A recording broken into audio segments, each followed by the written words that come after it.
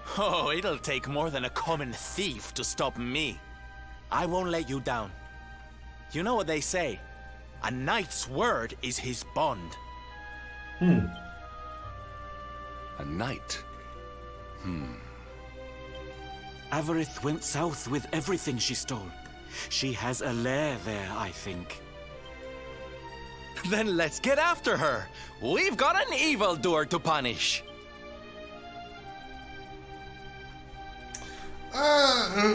Ich gehe, glaube ich, erstmal nach anderen Kollegen suchen. Wo geht's denn hier raus? Über die Tür. Bis wir die andere finden.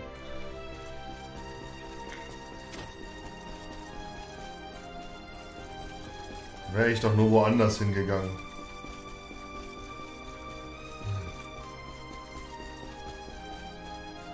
Oh, warte mal. Speichern.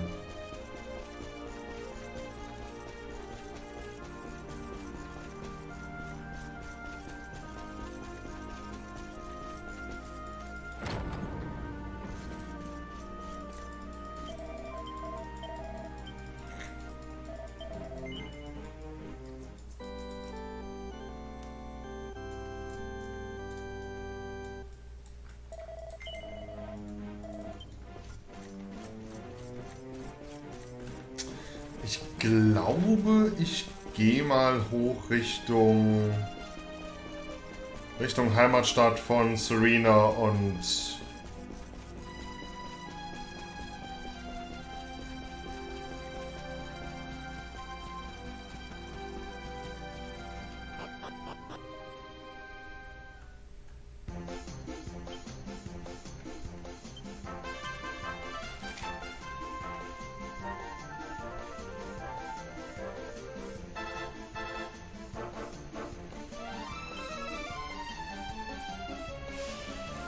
hätte so gelacht, wenn das ein kleiner Point of No Return gewesen wäre.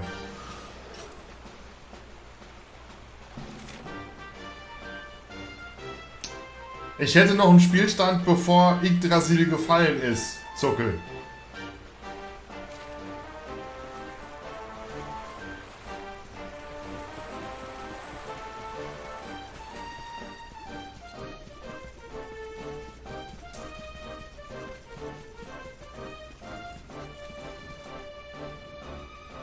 Ach komm, scheiß drauf.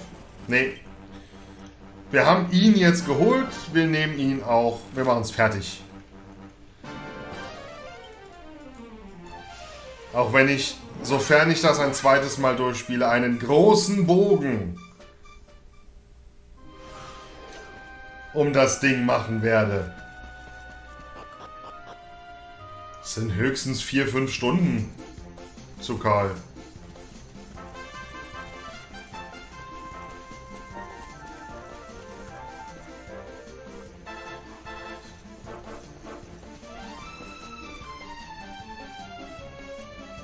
Einfach ignorieren. Einfach ignorieren, ist nicht da.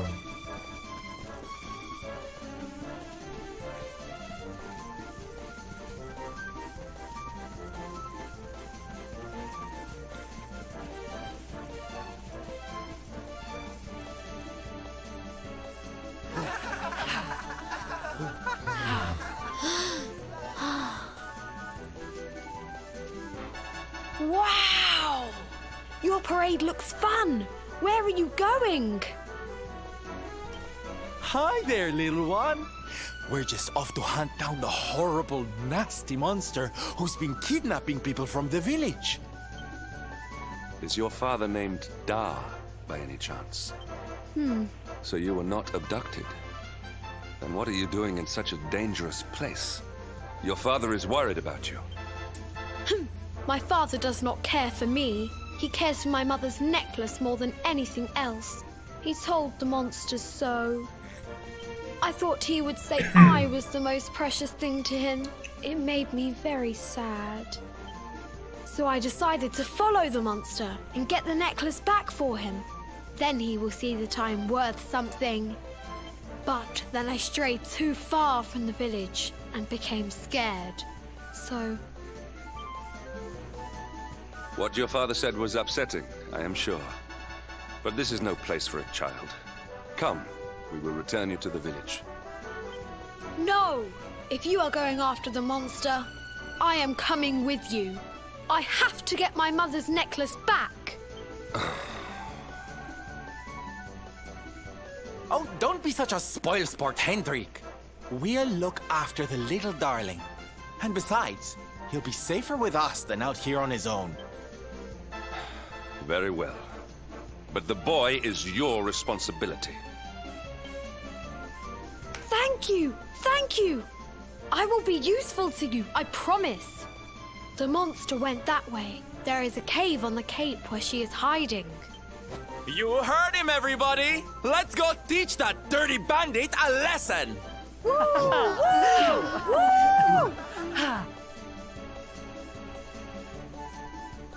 Sneaky.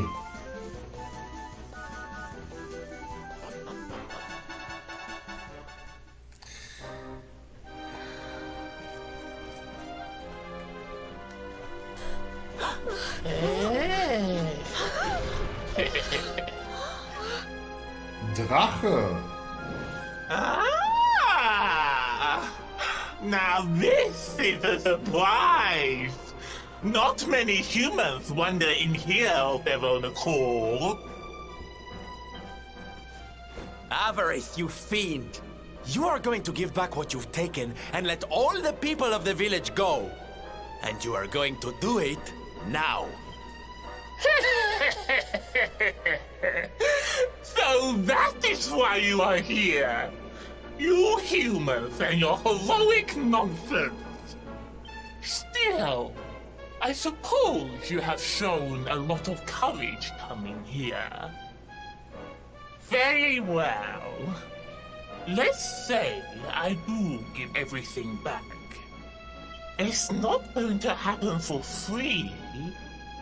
You're going to have to give me something to sweeten the deal.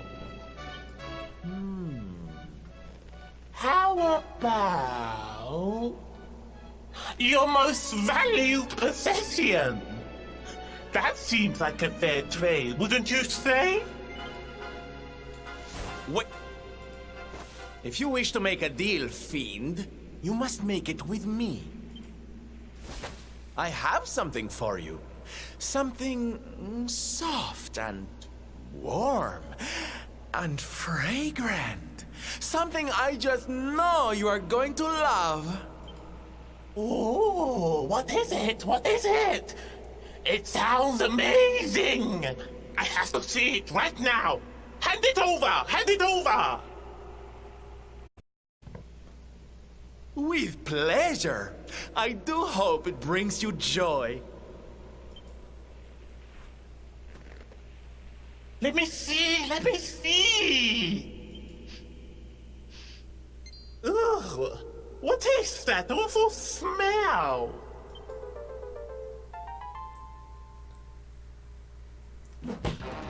You! You! Do you think this is some kind of joke? Ja, Aquila, ein pinker Drache. Oh, don't you like it, honey? I chose it especially for you.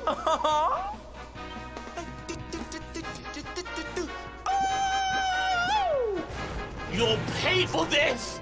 Avarice will not be mocked by a silly, dumped-up little human! Maybe this will teach you a lesson!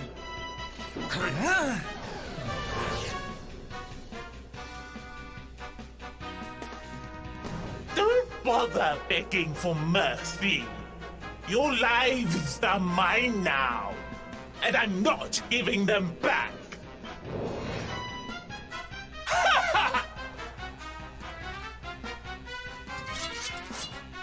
Stumm ist doof.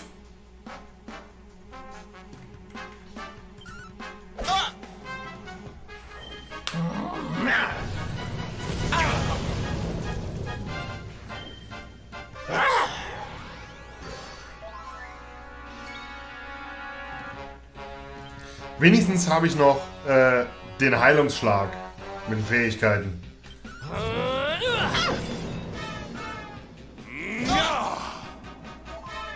So viel zu dem Thema. Also Drachenschlag hilft nicht gegen einen Drachen, interessanterweise.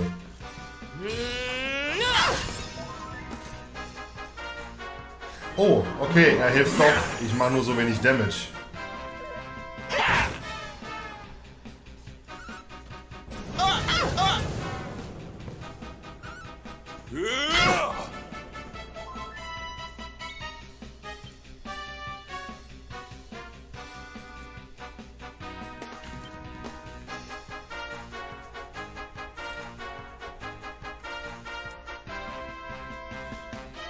Wenigstens habe ich Arznei dabei.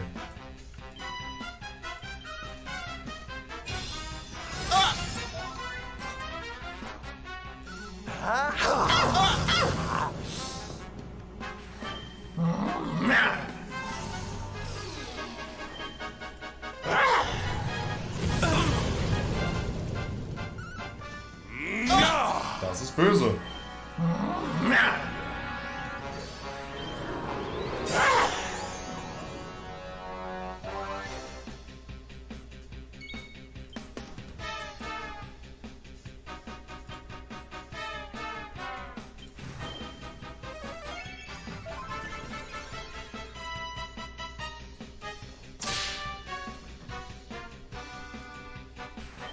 Take heart!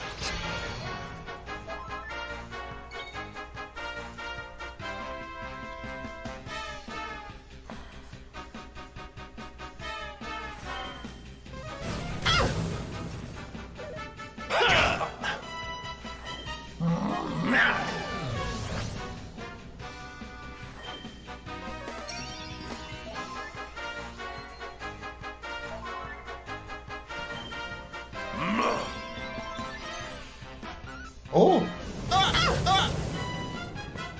Jeder von uns ist ein Heiler irgendwie. Finde ich gut.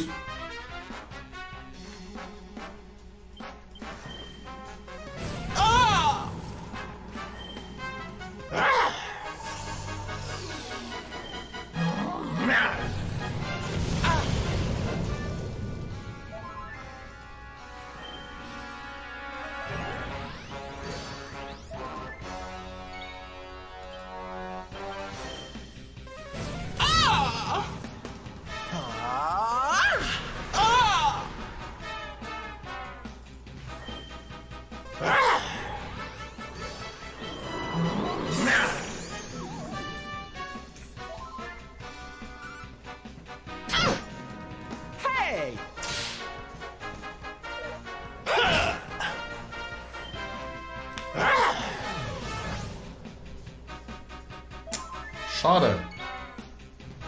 Damit war es das wieder mit den Zaubern.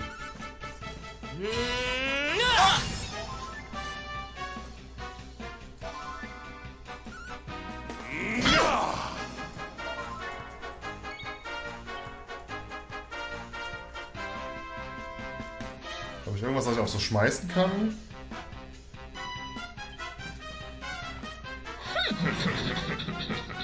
Schade.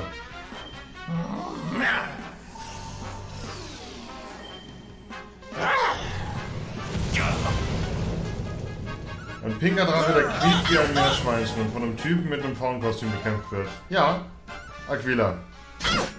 Sowas kriegst du auf anderen Streams nicht zu sehen. Sowas gibt's nur bei uns.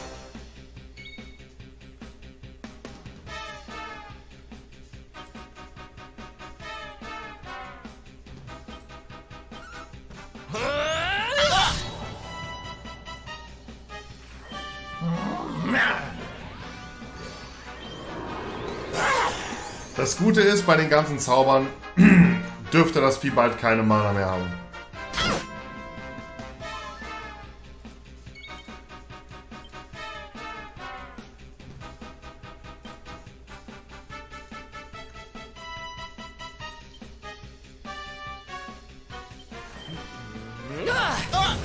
Ich habe halt leider keinen Mana-Raum.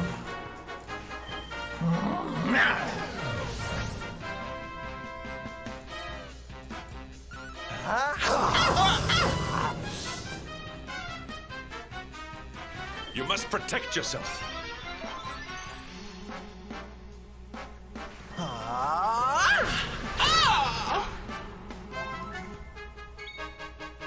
Auf allen anderen Streams scheint Spider-Man zu laufen. Wenn ich davon noch 5 Minuten sehe, wachsen mir Spinnweben an. Oh du, ich kann gerne umschalten auf Spider-Man. Also nein, kann ich nicht, weil ich besitze das Spiel nicht.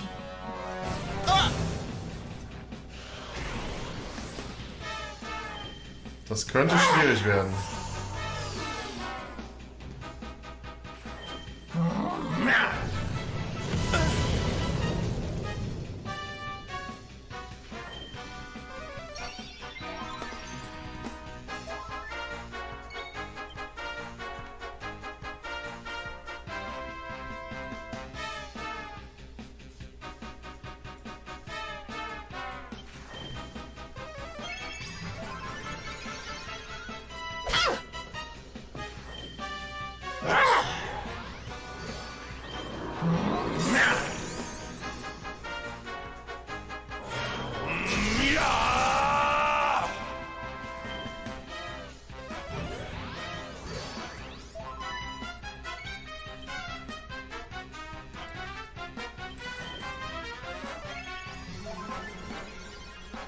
Not give in.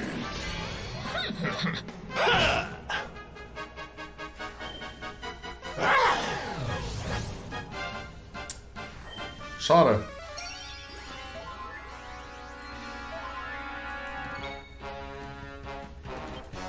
Keine Zauber mehr. Probieren wir mal den Flammenhieb.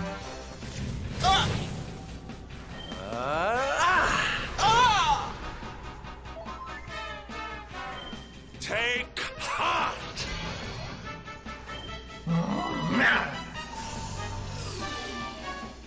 Zauberresistenz sinkt.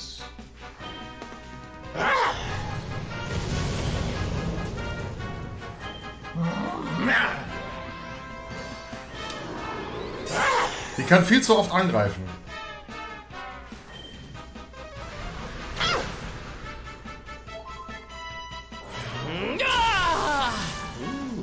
Habe ich einen Koop mit ihm? Ja, habe ich.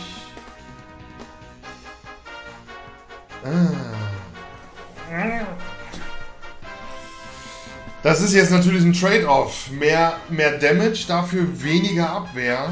Aber sie hat ja auch die ganze Zeit den Abwehrboost.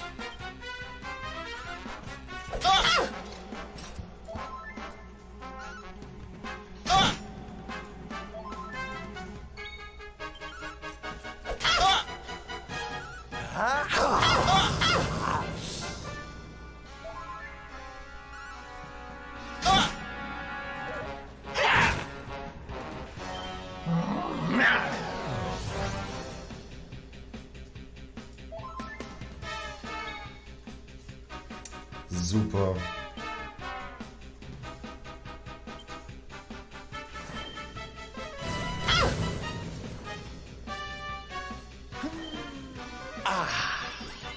Dankeschön.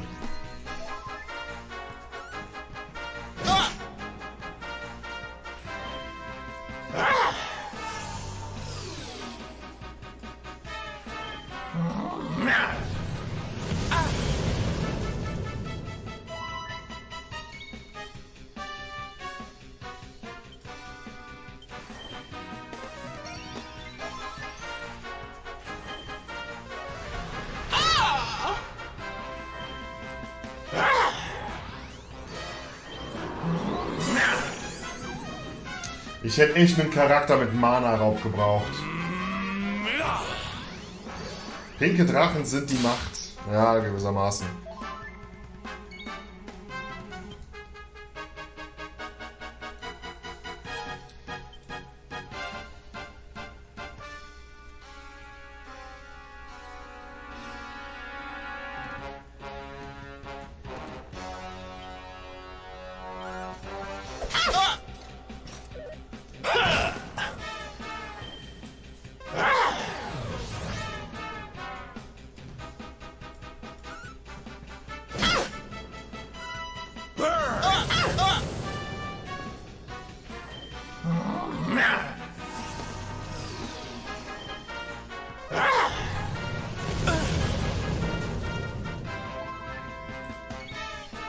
Hendrik hat davon gerade gar nichts abbekommen. Achso. Ich kann keine Zauber wirken. Dann gib mir doch mal den Heilungshieb.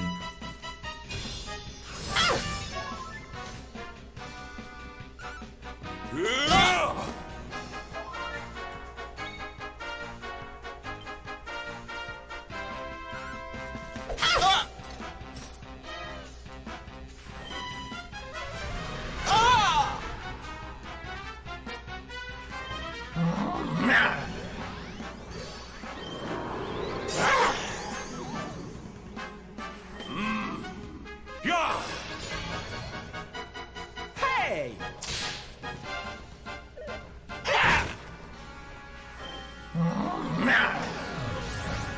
Haben echt kaum eine Möglichkeit, Damage zu machen.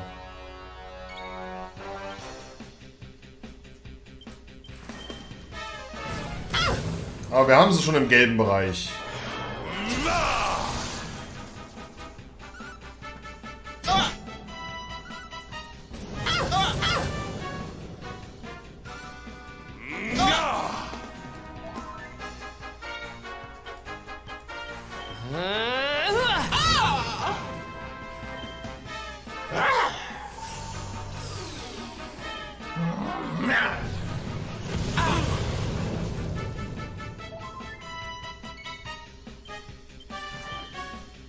Nutzen, solange es geht.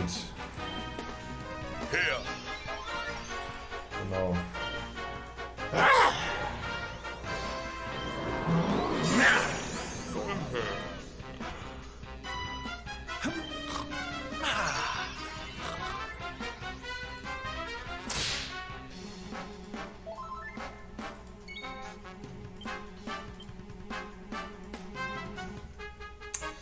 Da hatten wir keine HP mehr.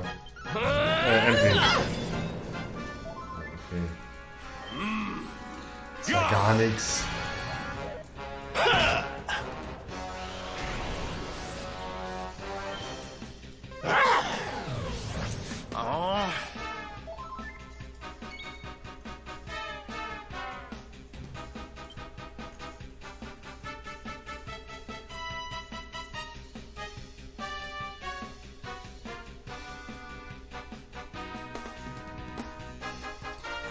Zauberwasser da.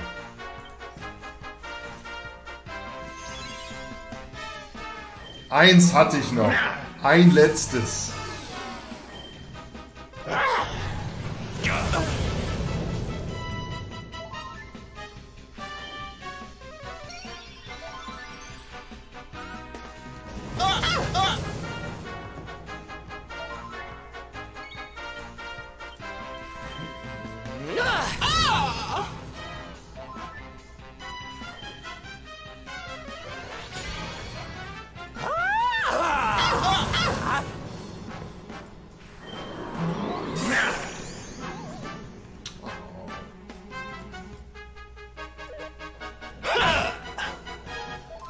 Kein Mega-Barriere?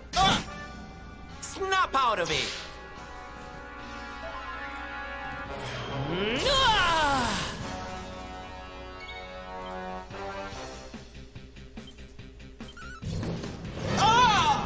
Na, das ist doch eine Schadenszahl, die akzeptabel ist.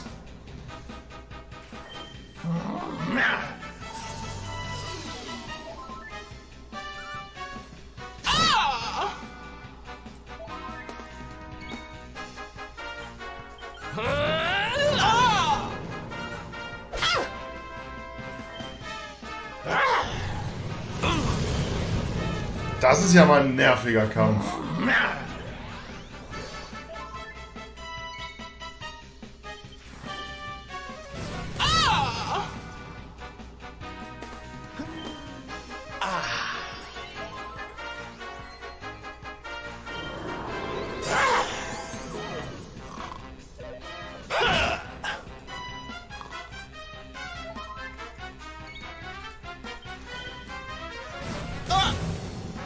Snap out of it! Oh. Schade und Widerstand. Take heart!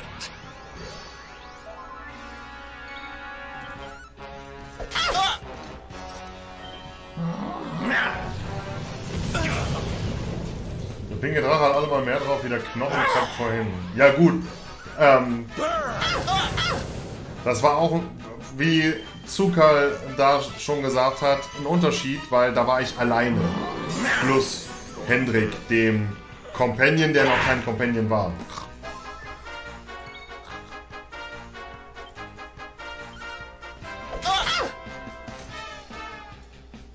Snap out of it! Here. I'm on fire! Komm, die ist doch kurz vorm Abnippeln. Wow, und verfehlt. Schäm dich. Echt mal, schäm dich.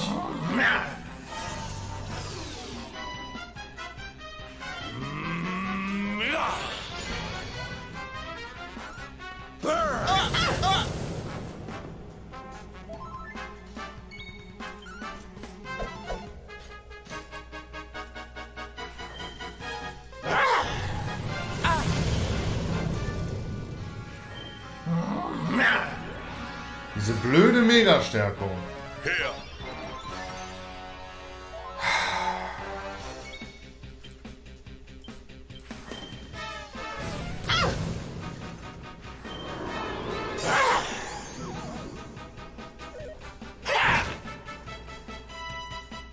Hey!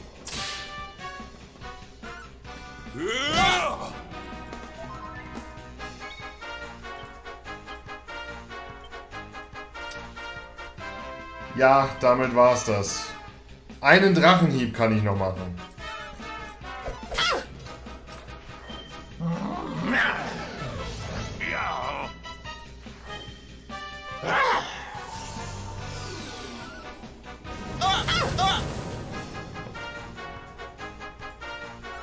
Komm schon, geh drauf.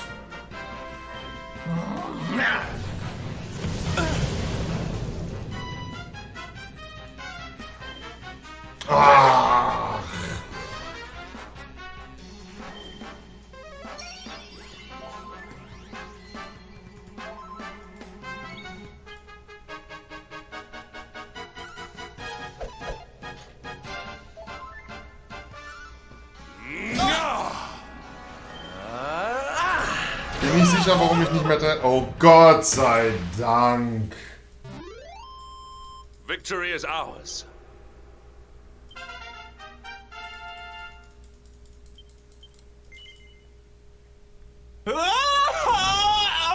Cursive!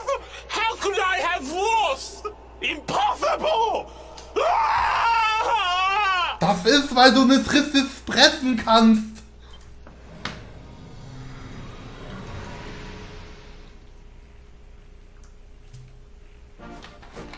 Ha! That's what you get for being a nasty, greedy girl. Ich muss es wieder sagen, die Voice-Overs im Englischen sind phänomenal gut. Ich weiß gar nicht, warum die Leute sich darüber aufregen. Everybody, are you okay? You are not hurt.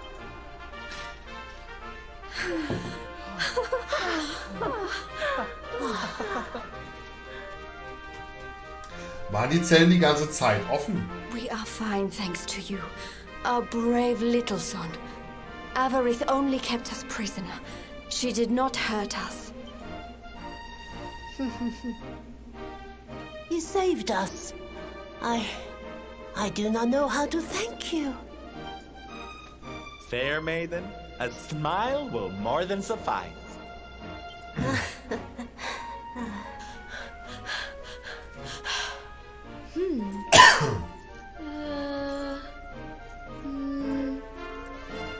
Here it is! My mother's necklace! Oh, no! It is broken! I cannot take this. Oops. Oh, of course it won't, you silly boy.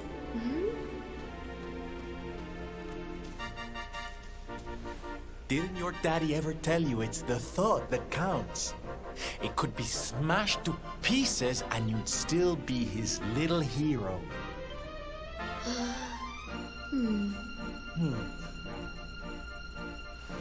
All right, Time to take Son and the others back to the village in style. Come, darlings, your parade awaits. You take your time, honey. We'll be having all kinds of fun. Ciao for now.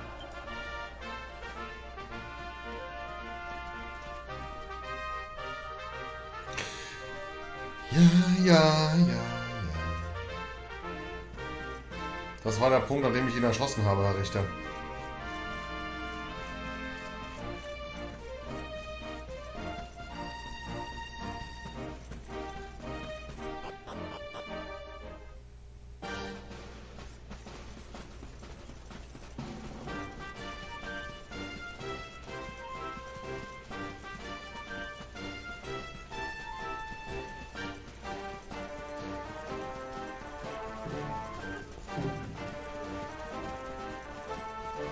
Nette Jungs.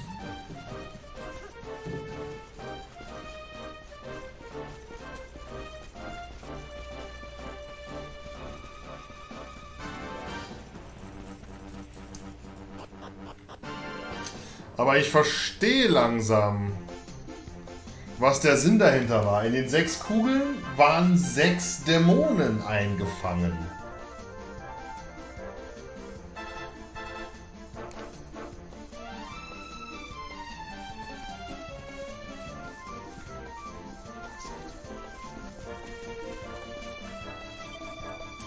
Ich muss zugeben, dass ich euch nicht für stark genug gehalten hatte, aber ernsthaft, wir haben ein Gemälde gekillt. Ihr solltet Paarbescheid sagen, bestimmt ist er in seinem Haus vor der Kirche. Es ist ja nicht so, dass wir die Stadt schon mal gerettet haben. Und dann haut der Typ raus, er dachte nicht, wir sind stark genug. Also, so echt jetzt? Die Halskette ist kaputt gegangen. Mein Vater wird mächtig wütend sein, wenn er mich sieht. Sei nicht albern. Wie könnte er wütend sein, wo du doch gesund und munter zu ihm zurückkehrst? Rede einfach mal mit ihm, ich werde hinter dir stehen. Also gut, ich habe zwar Angst, aber ich werde es tun.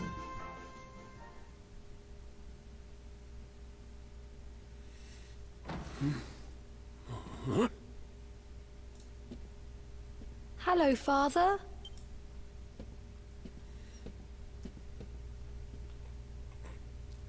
I brought Mother's necklace back from the lair of the beast for you. But it is broken. You did what?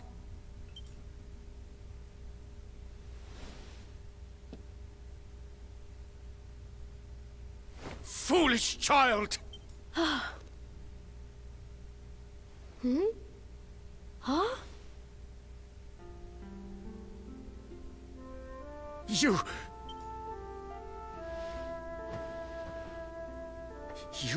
could have been killed. And then where would I be, without you, my most treasured possession? Huh? But you said that Mother's necklace was your most treasured possession. Warum macht das keinen Sinn zu Karl? Heilige Kugeln, in denen Dämonen verschlossen wurden? Macht durchaus Sinn. Warum sonst hätten wir, nachdem wir gerade den Skelettretter gekillt haben, die purpurne Kugel zurückbekommen? Warum sollte ein Dämon eine heilige Kugel, ein Lichtgegenstand mit sich herumtragen? I said it, but I did not mean it. How could I? Don't you see? I did not trust the monster, so I said a lie. I lied because I wanted to protect you. Really? I thought you did not care about me. I'm so sorry. You must have been so worried.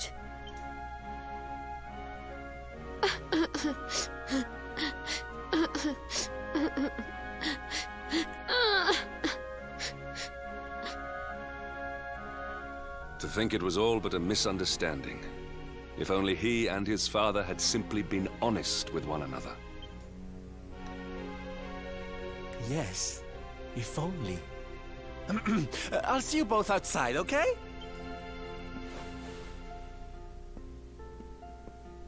Ah, Father, these are my new friends. They are the ones who rescued everybody. Oh.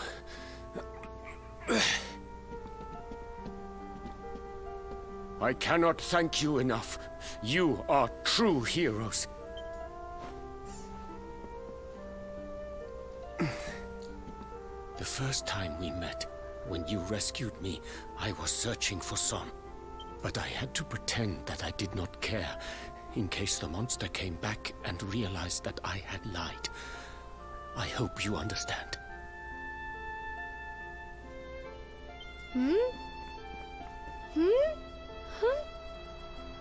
Where's my friend with the feathers? I wanted to say thank you. Sylvando left very suddenly. Perhaps we should go and look for him.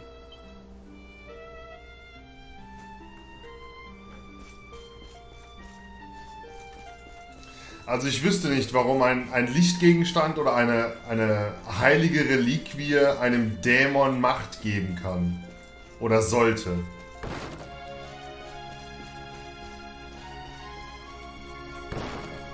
Und ja, hier der Finsternisjockel hat sich das Lichtschwert genommen, aber das ist ja quasi die Inkarnation der Dunkelheit, quasi das Gegenstück zu Yggdrasil. Es ist ja immer eine zwei Seiten der Medaille, Licht und Schatten. Licht kann nicht ohne Schatten existieren, genauso wie Schatten nicht ohne Licht existieren kann.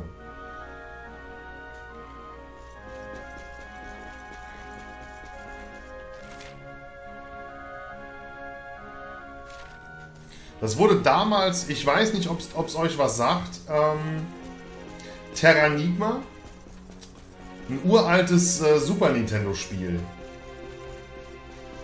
Da wurde sowas ziemlich geil erklärt. Natürlich freue ich mich darüber, dass Sohn und sein Vater sich wieder gut verstehen. Selbstverständlich tue ich das. Die ganze Sache hat mich einfach nur so schnief aufgewühlt. Was sagst du da? Du suchst nach Ryu. Ich habe gesehen, wie er die Treppe hochgegangen ist. Weit weg ist noch nicht, glaube ich. Liebe Übersetzer, ich glaube, da habt ihr was vergessen.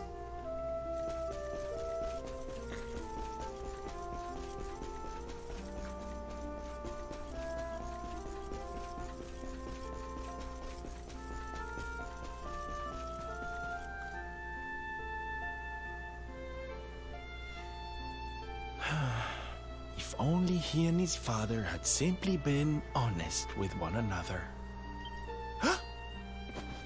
Ah, you scared me! How long have you been standing there? Ah, never mind.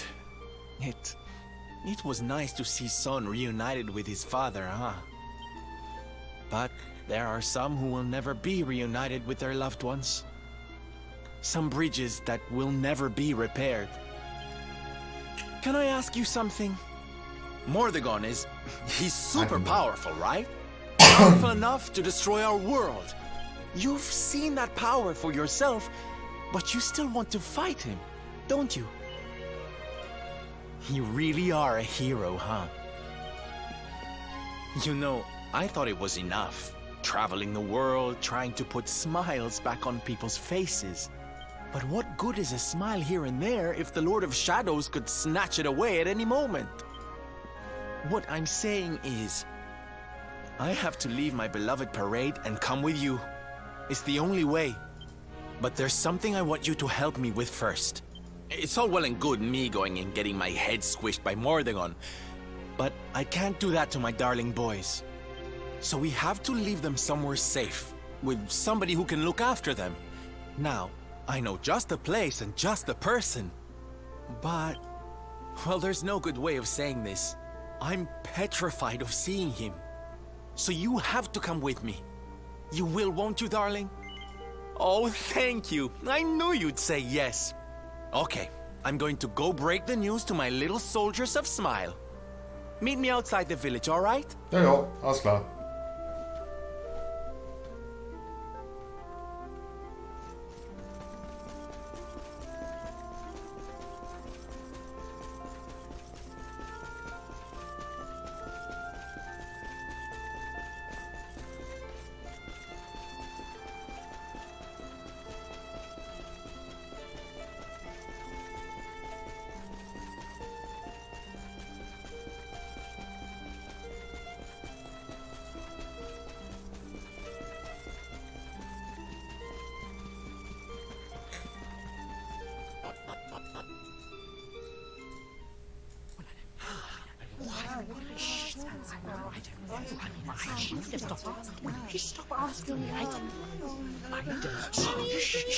Quiet. Darlings, I have an announcement to make. My parading days are over.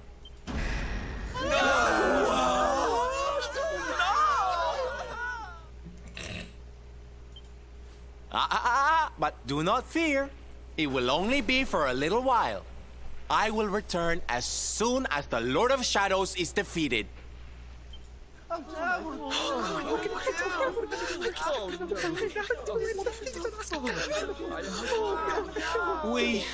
We understand, Sylve. That Mordigan's stolen enough smiles. Someone's got to stop him. Yeah, you go and do what you gotta do, Sylve. We'll be heartbroken without you, of course, but we'll survive. And if anyone can show that rotten spoilsport what's what, it's you.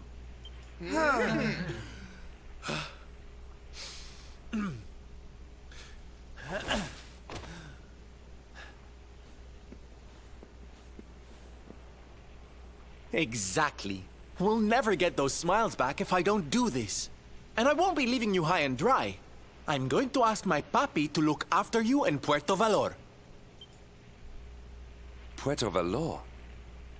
Wait.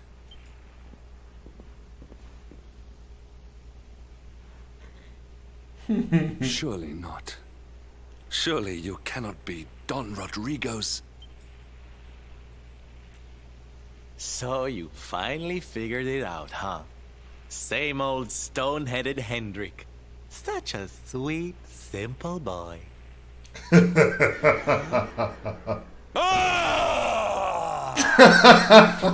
All right, my little champions of cheer. Let's go show Puerto Valor how to party!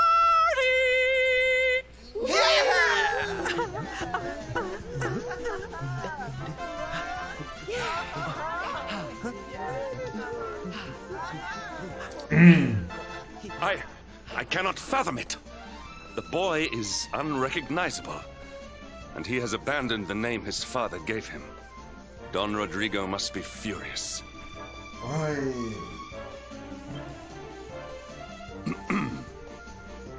Forgive me for my lack of composure.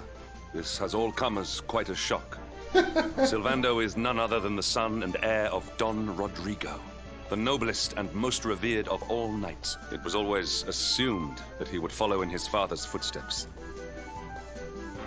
But the two had a terrible argument, and the boy left Puerto Valor never to return. Until now. But perhaps this is not such a bad thing. I have been meaning to visit Don Rodrigo and seek his counsel. Very well. It is not far from here to Puerto Valor. The road will take us north and then east. Come, let us follow the parade.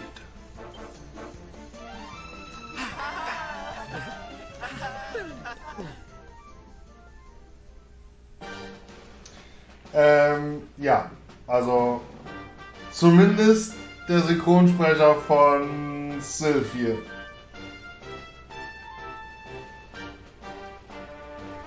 Ich meine, ich glaube nicht, dass die Synchronsprecher den gesamten Text vor sich haben. Die sprechen ja nur ihre Zeilen.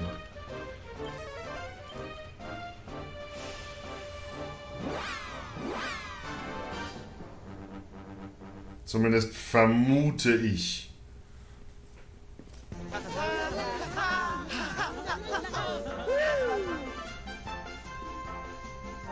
So strange. I thought I'd never see this place again, and yet here I am. Well, at least I came back with a bang. Ignorieren wir mal, dass du schon mal mit mir da warst, Leonardo. Oder Silvestro.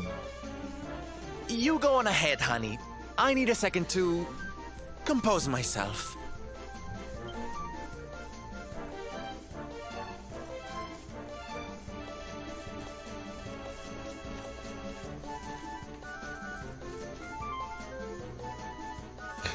Wer sind die denn?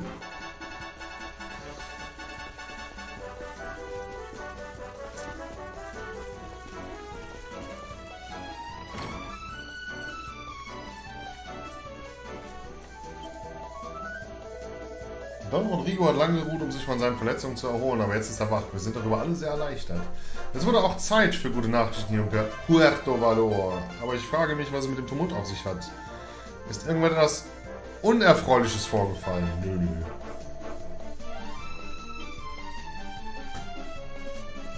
Also, hätte ich mit ihm reden sollen?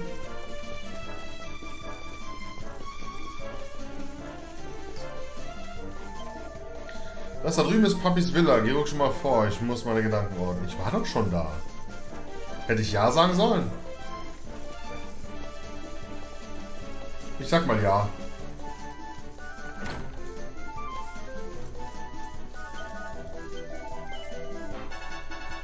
Eine Parade sind nicht satt gekommen, um den Leuten hier wieder ein Lächeln aufs Gesicht zu zaubern. Das klingt nicht nach etwas, worüber man sich Augen machen müsste. Ist er oben? Ah.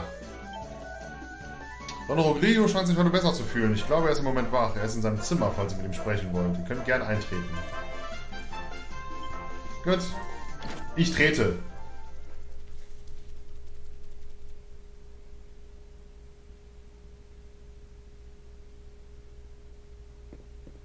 Don Rodrigo, it is I, Hendrik. It has been too long. Huh? Hendrik? Ho ho ho! How many years has it been since you completed your training, huh? Come closer, caballero. Let me see your face. I have heard many tales of your exploits. To think that the great lump of meat who came to me all those years ago is now the hero of Heliodor. I had not expected to find you in such good spirits, my lord. As one who owes everything to your kind offices, it pleases me greatly.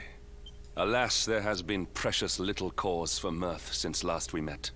Dundrasil fell, then Yggdrasil, and now the Lord of Shadows roams the land. Don Rodrigo and I have much to discuss. Perhaps you could go and fetch Sylvando while we talk. Hat er Geheimnisse vor mir?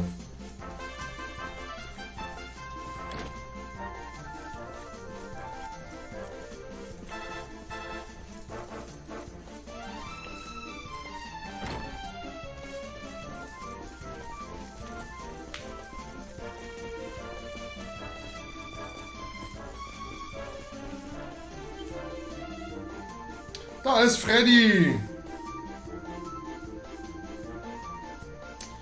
Er hat eine übelste Miene drauf, ganz anders als sonst. Wäre vielleicht nicht schlecht, wenn du mal nach ihm sehen könntest, ob ihm alles in Ordnung ist. Du weißt schon. Hast du Shorthead. Der hat sich einen in eine Binde gekippt.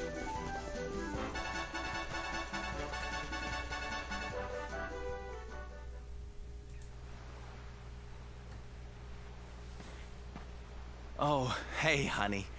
I guess they sent you to fetch me, huh? It's so silly, I know. Here I am, happy to go put my neck on the line in the fight against the Lord of Shadows. And yet the thought of facing Papi makes me want to run away screaming. Seeing that boy and his father in Phnomnon made me think I could do it. That I could finally face him. But now I'm here, I'm so scared. You've heard what happened with me and him, I guess.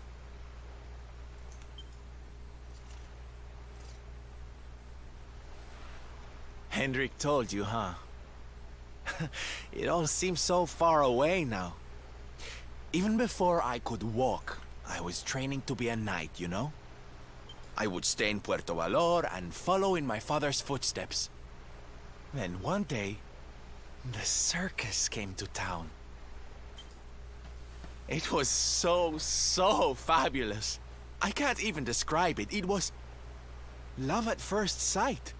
I knew from the second I walked into that tent that I'd found my calling. Getting up on that stage and making people happy, that was the life for me. But Papi, he wasn't so keen. A few plates got smashed the night I broke the news to him, let me tell you. But I wasn't going to let that stop me. Oh no. This was my calling. To make the whole world happy. I would be a knight in smiling armor. He didn't have anything to say to me after that. That was when I knew that I had to go and prove to him that I meant what I said. So I left. And I haven't seen him since. Dear me, that got a bit long and emotional, huh? But it's made me feel a whole lot better. In fact, yes, let's do this. It's now or never. Let's go pay Papi a visit.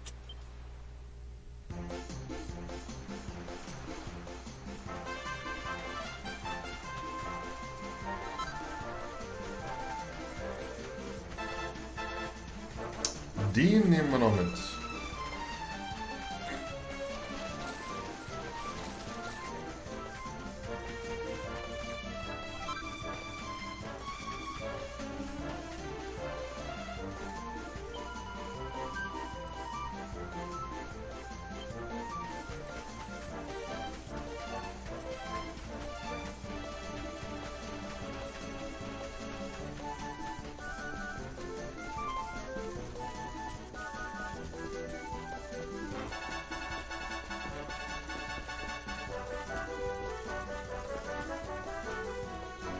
Da bin ich jetzt so ein bisschen gespannt drauf.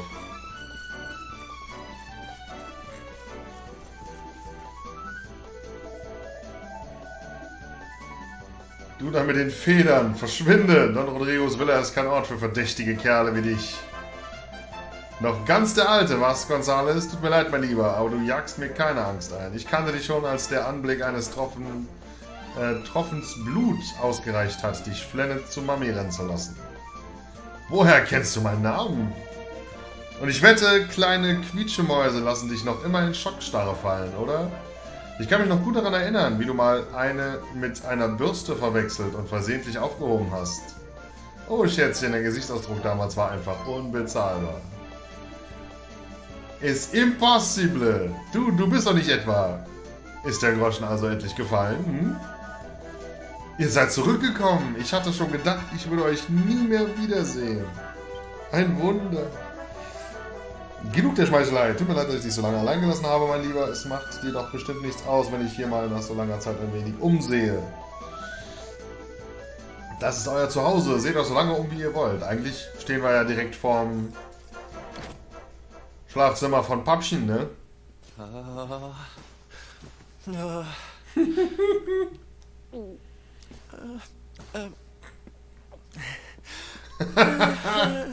Hi, Papi.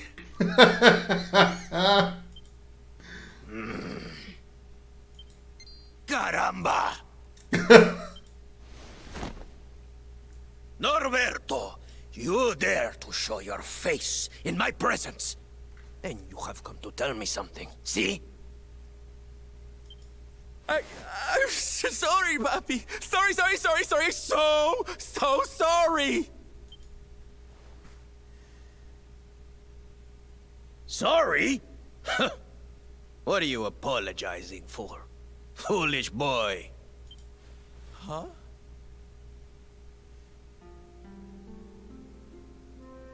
You have succeeded in making the world smile, see?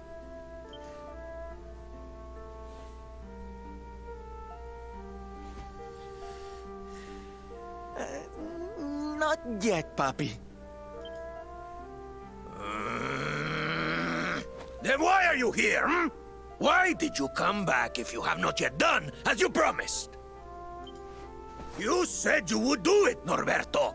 You said you would make everyone happy. I did not raise you to be a failure. How dare you come to me and...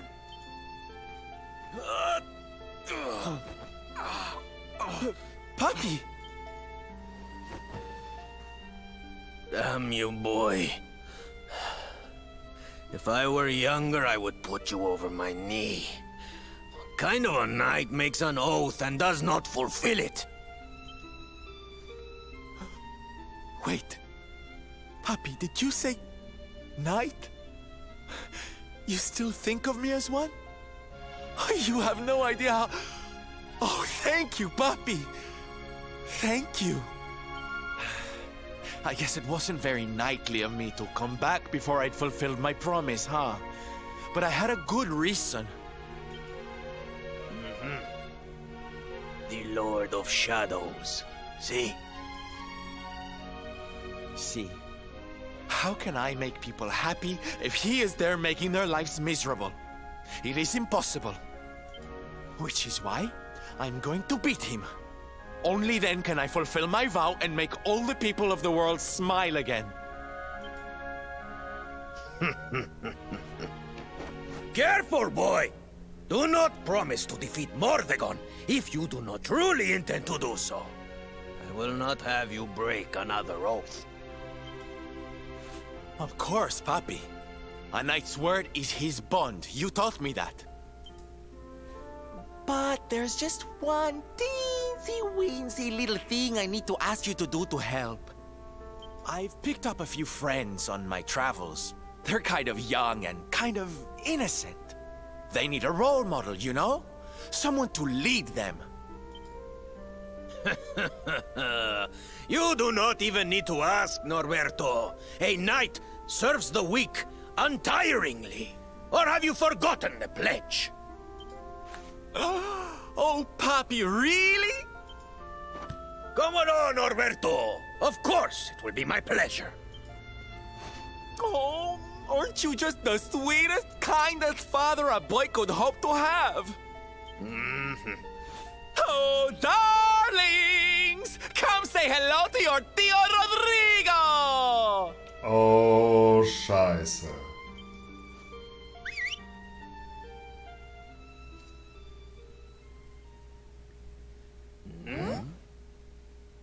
Oh, Scheiße.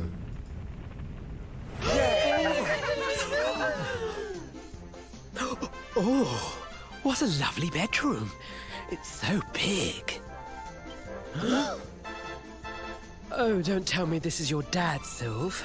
He's awfully manly. I'll feel safe with you looking after me, Mr. Rodrigo.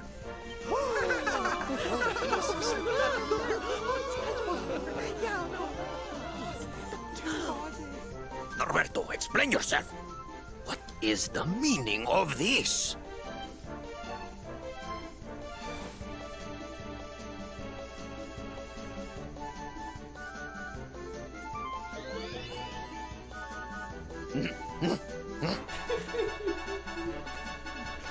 Now, Papi, let's just pop this on. Oh God, nein! Oh. Hey, Norberto, where are you? Hey, get your hands off of me! Oh, Grundgütiger.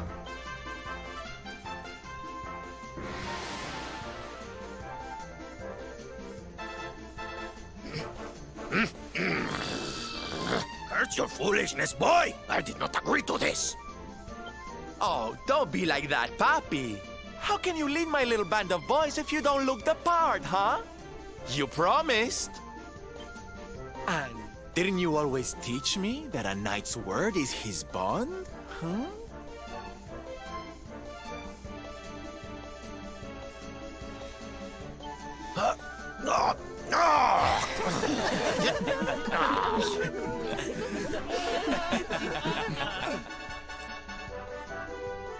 Oh Gott, der sieht so happy aus.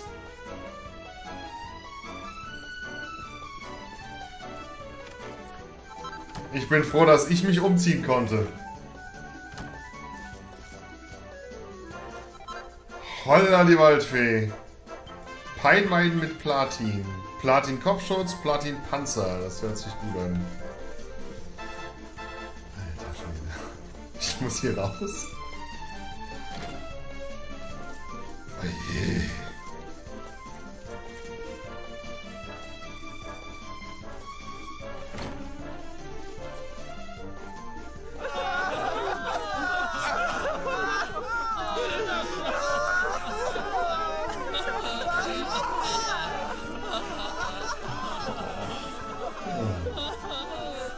Listen to me, soldiers of Smile. You serve my puppy now. You must do as he says. Do not fail me.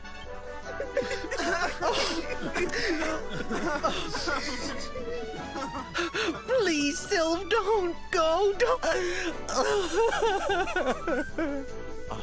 Darlings, it breaks my heart to say goodbye. Truly, it does.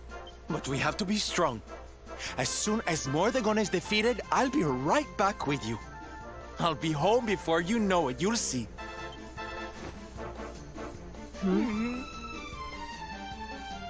And no matter how far I go, no matter how hard it gets, I'll always be with you.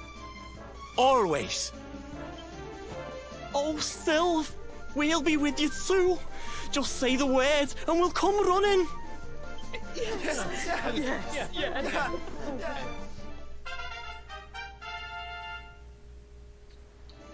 Fähigkeit Karnevalskavallerie.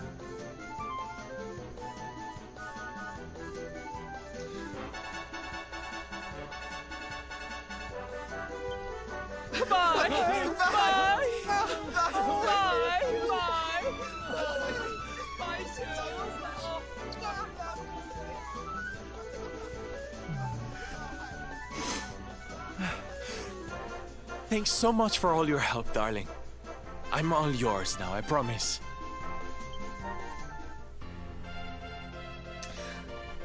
Man kann über die Entwickler sagen, was sie wollen, aber mit dem Typen haben sie echt einen Vogel abgeschossen.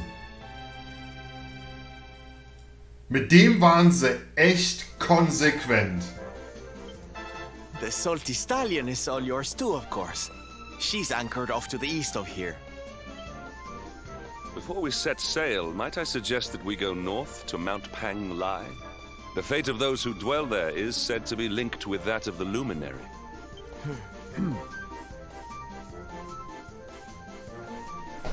Alter Schwede.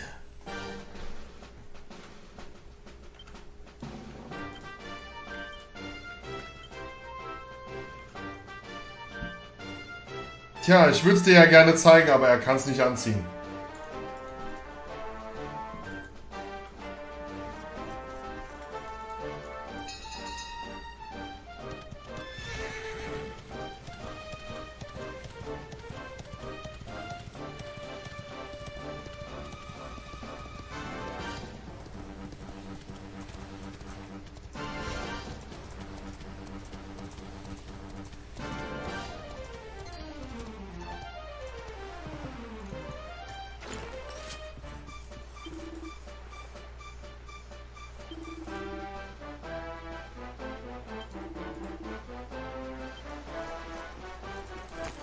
Na dann doch nicht dahin.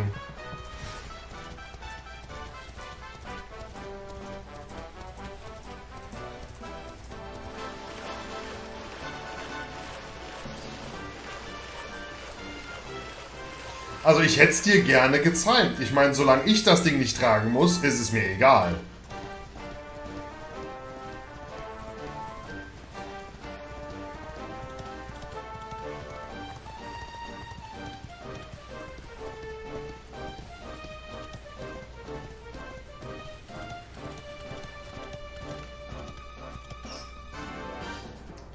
Spoiler mir nix. Warum?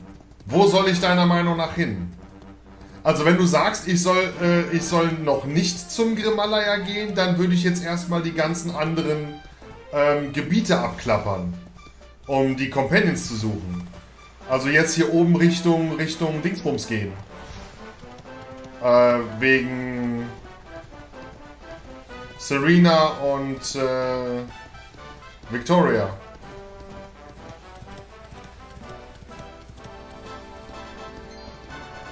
In der Hoffnung, dass ich sie da finde.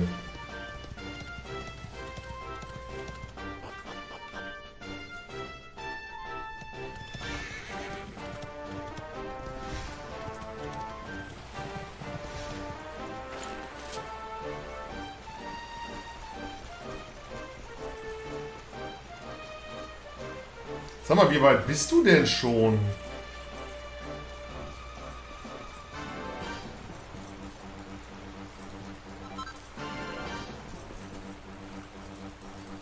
Naja, ich dachte zuerst mit dem Schiff wegfahren, aber da das Ding ja leckgeschlagen ist, ist es ja egal.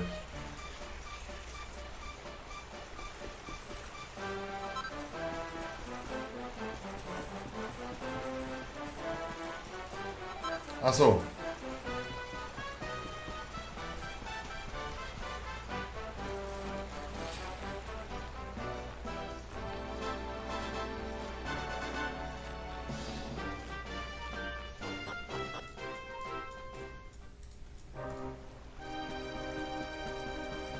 Horst Horror.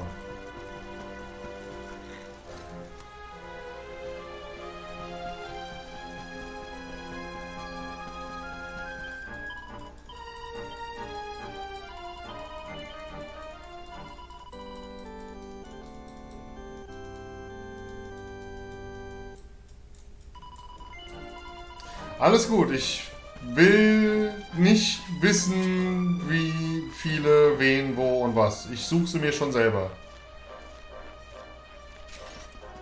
Wie gesagt, ich gehe jetzt mal... Ah, ist die Kondor-Klippe.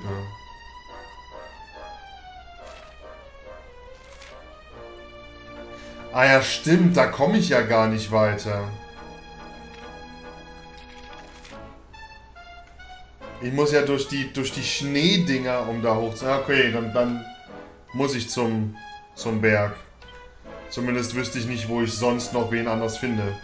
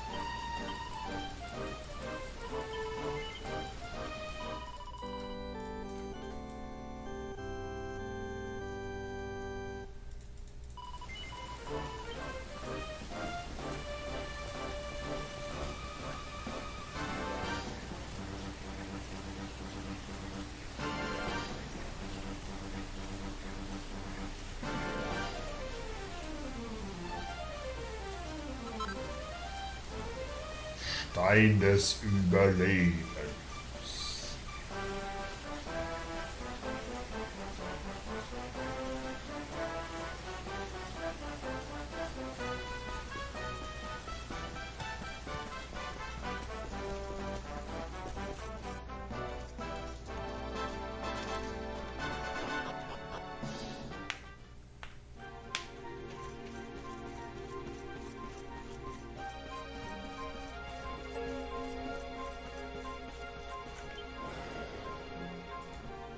Ich hätte vielleicht doch schlafen sollen.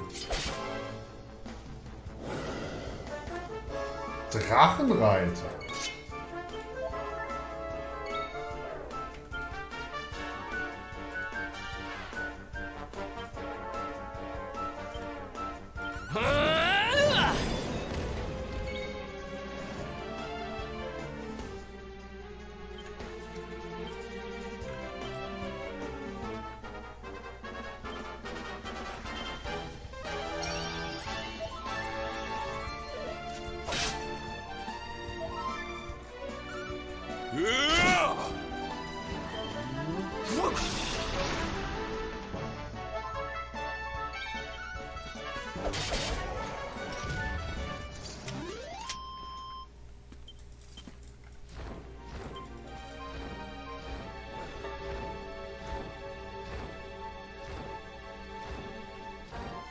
Flatter, flatter, flatter, flatter, flatter, flatter.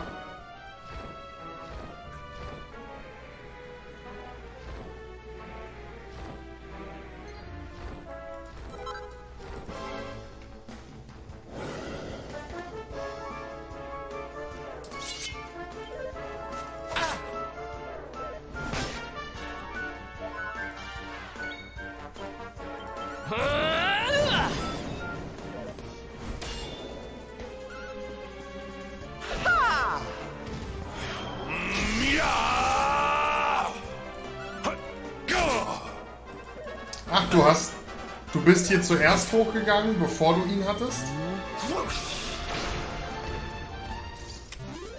All is well that ends well.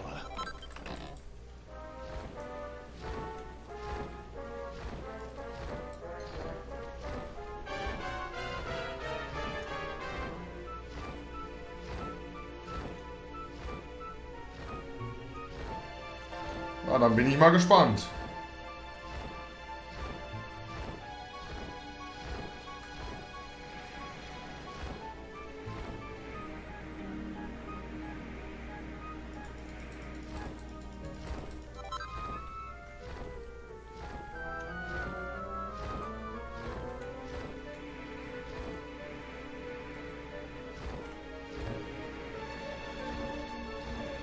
Also die Dinger könnte ich draußen gebrauchen.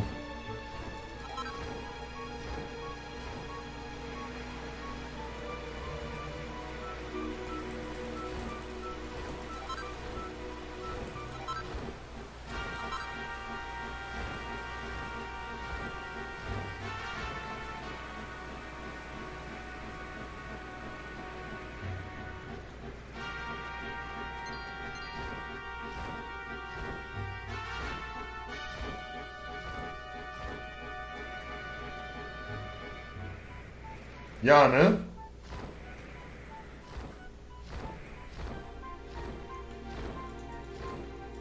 Also das Ding ist krass.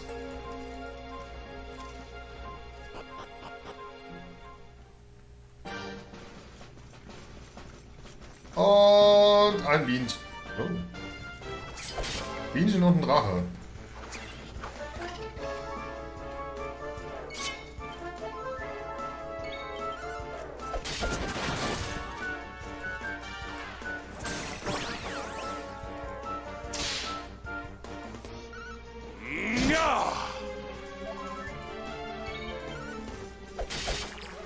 Ich glaube, den Mini-Drachen habe ich noch nicht gesehen. Our triumph was never in doubt. Oh.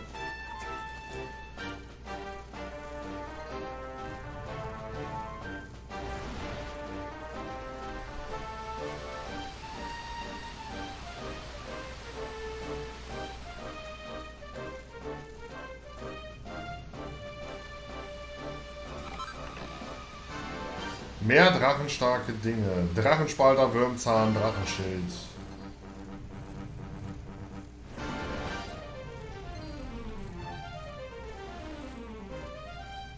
Da scheint ja einer Spaß gehabt zu haben.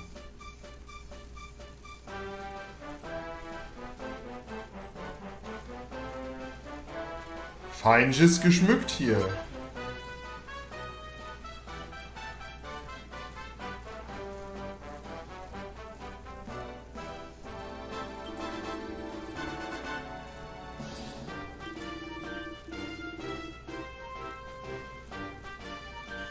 Ihr müsst erst nach Klatschmandu.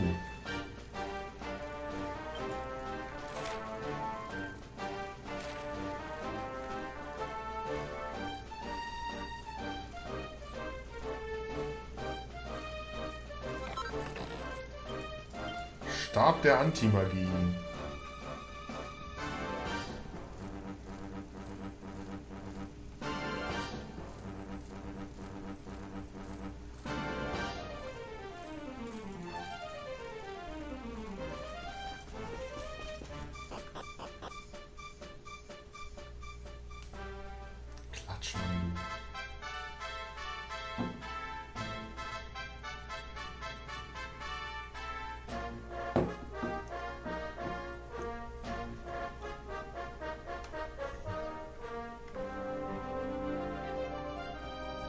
Temple on top of a mountain. What connection could a place like this have to the luminary? It certainly benefits from divine protection of some kind.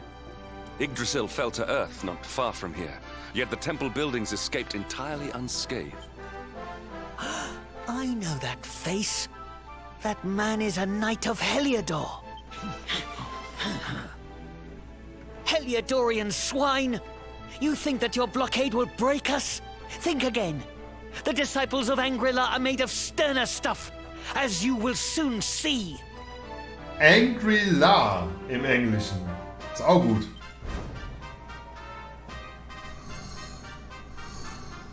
What in the... These movements must be intended to confound us. Be on your guard. They may attack from any angle. Enough, all of you. Is this how we treat visitors? As your High Lama, I order you to stand down. Your Holiness, these people are not visitors. They are soldiers of Heliodor. We cannot be sure of their intentions. Soldiers of Heliodor, you say? The tall one, perhaps, but his young friend does not look like a military man to me. I sense a great power within you. Tell me, young man, are you the luminary? Incredible. He divined your true identity with a single glance. How long we have waited for this day. Please, you must forgive my disciples' discourtesy. Their training is incomplete. Welcome to Angri-La, honored luminary. It would please me if you would join me in the high hall at the top of the temple. We have much to discuss. A strange child, but remarkably perceptive for one so young. There is more to him than meets the eye, that much is certain.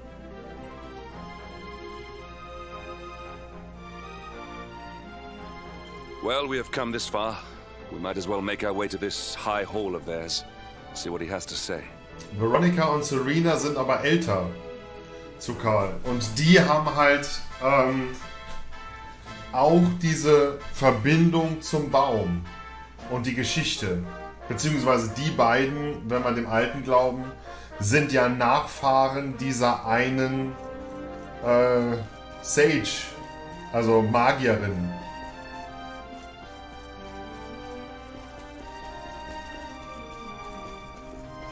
Also immer Sage. So, als Luminary erstmal alles kaputt machen.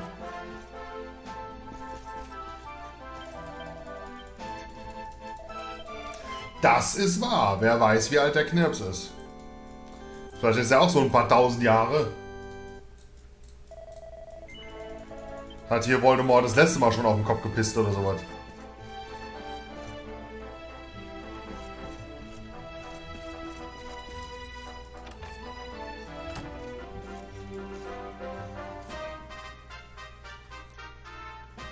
Die Köstlichkeiten von Klatschmandu. Na, nee. Da habe ich jetzt gerade keine Lust drauf. Touristenbroschüre.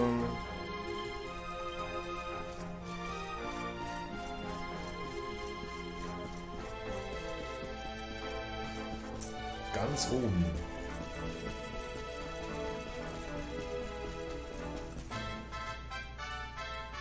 Also ich muss zugeben, das hier erinnert mich so ein bisschen an Helms Klamm.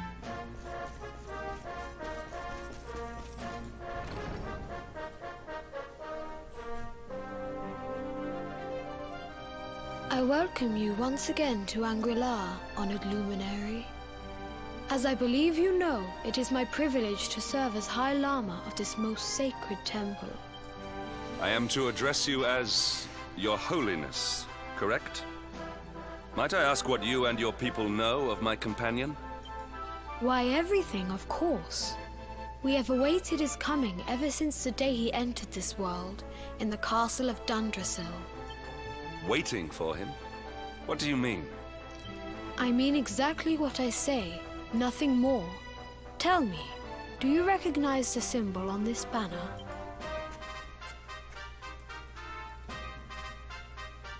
It is the emblem of Dundrasil.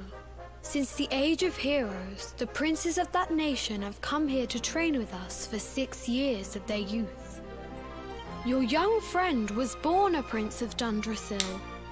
Thus did we expect him to come here as a boy and study under the great Grand Master Pang. Sadly, that was not to be. So if fate had been kinder, you would have spent a good part of your childhood here. What of his tutor, this Grand Master Pang you speak of? When the Lord of Shadows brought the world tree low, the Master set out to summon a magical mandala to protect the temple from destruction. The spell succeeded, but its power was too great. Grand Master Pang did not return. A noble sacrifice indeed. Now that the Master is gone, it falls to me to guide you. Come to the field of discipline. It lies behind this hall. There is something you must see. It is a shame that the Grand Master cannot be here. I would have liked to meet one so noble. Come, let us see what His Holiness has in store.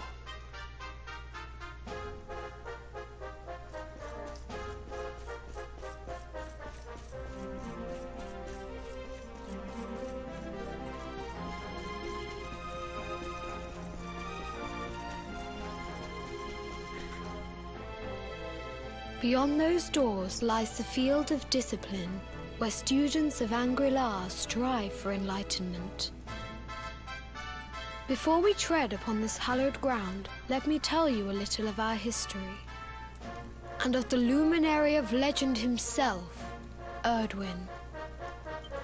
Before setting out to defeat the Dark One, Erdwin came to our temple to learn from the Wise Ones, who made their homes here even then. What's up? The first Grand Master, i.e., accepted him as a disciple and trained him in the secrets of spiritual realization. But he did not train alone. During his time here, he met someone who would change his fate forever. Who was this person? Another of Ai Yi's disciples, a young mage whose talent outshone that of all who had come before. A man named Morkant. Erdwin and Morkant would train together every day, each striving to outstrip the other. Though they were fierce rivals, they became firm friends. When their training was complete, Morkant joined with Erdwin in his quest to slay the Dark One. Without Morkant's magic, he might never have prevailed. Before setting out, they carved an inscription into this stone, a pledge of eternal friendship. Morkant. I have not heard the name before. Now allow me to show you to the field of discipline, if you would be so good as to follow me.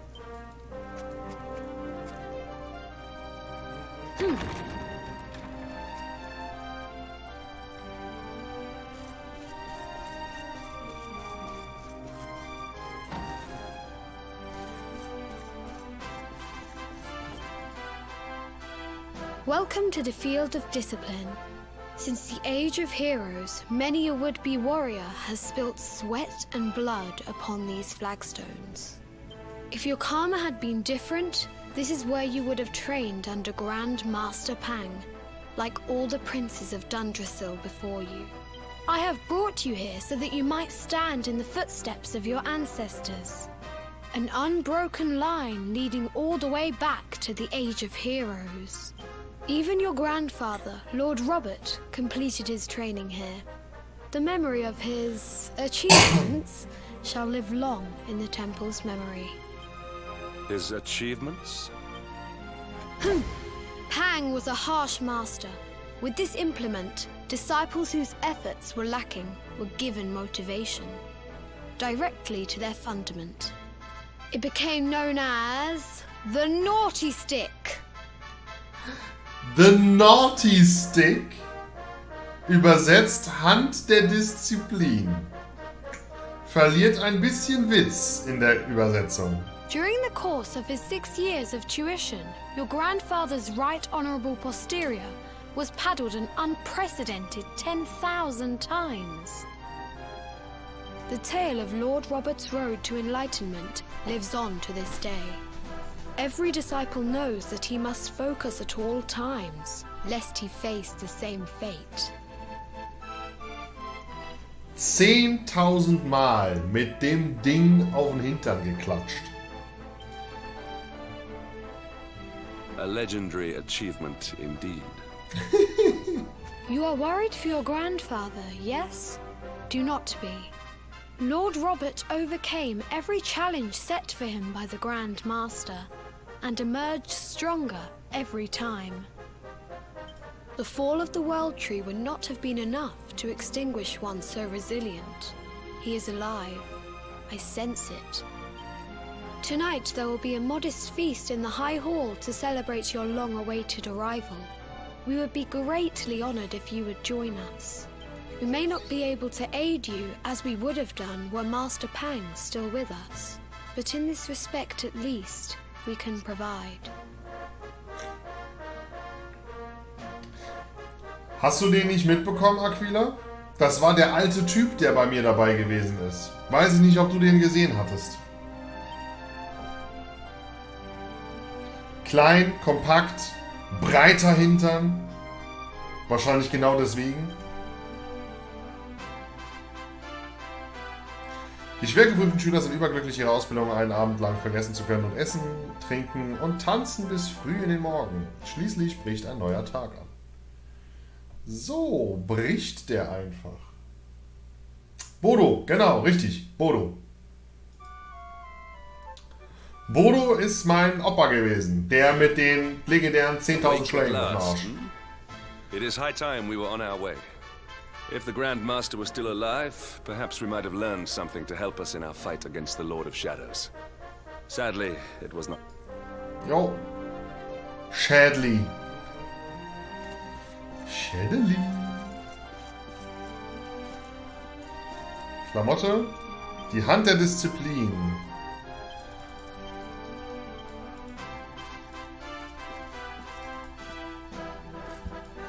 Bodo Breitarsch, genau.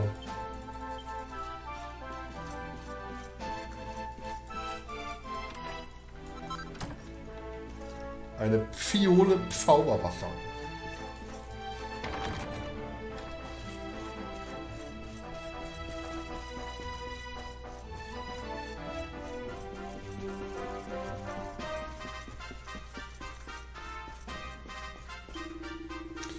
Ich hoffe, ihr habt gut geschlafen. Seine Heiligkeit erwartet euch draußen. Er möchte euch offenbar viel Glück für den nächsten Abschnitt eurer Reise wünschen. Er sagte, er wolle allein mit euch sprechen, aber ich höre aufgeregte Stimmen draußen in der Tür, was da wohl vor sich geht.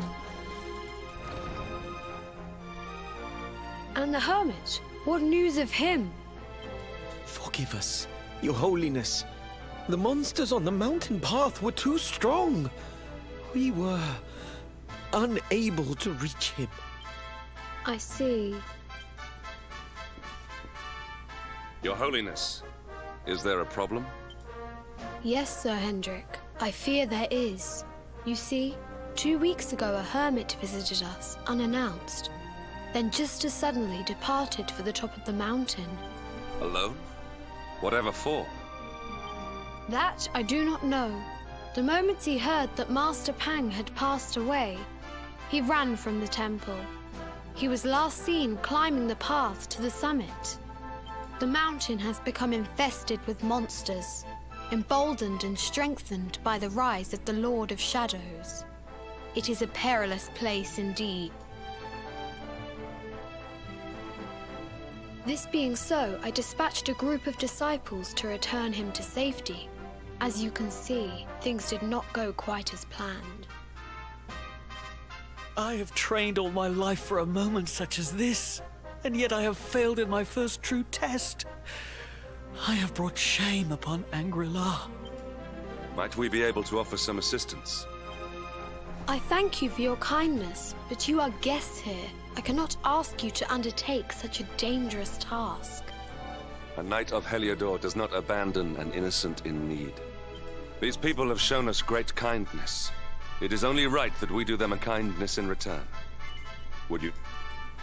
Thank you from the bottom of my heart, but I cannot allow you to bear this burden alone. I shall come with you. We must depart for the summit of Mount Panglai without delay. After... Ups. Ja, kommt der Knabe mit. Ich weiß ja nicht, inwieweit... also sagen wir es mal so, vielleicht ist der Kleine ja wirklich nur 10, 8, 9, keine Ahnung. Ich meine... Der Setzling strahlt eine eigenartige Energie aus. Sie fühlt sich ähnlich an wie die von Yggdrasils Wurzeln abgegeben wurden. Doch als du den Setzling berührst, geschieht gar nichts. Ich meine, das sieht ja ganz offensichtlich so ein bisschen buddhistisch angehaucht aus. Vorsichtig ausgedrückt. Und vielleicht ist das ja so eine Art Wiedergeburt. Wieso muss man hier überall krabbeln?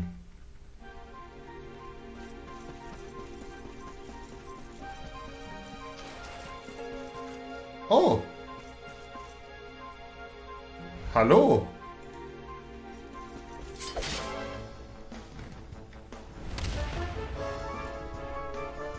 Dich kenne ich noch aus dem Verlies. Also nicht dich, aber ein Kollege von dir. Ha! Ha! Ja!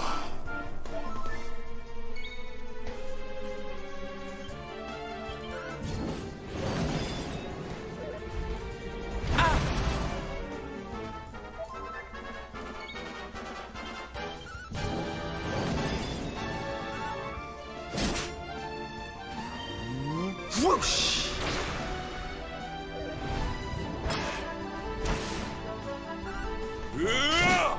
Geblockt, Baby! Blow away!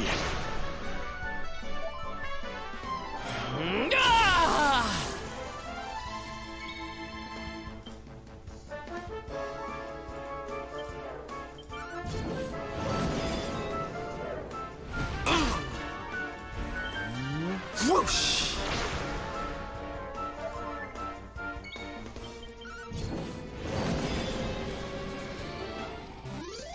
Und er hat Tschüss gesagt.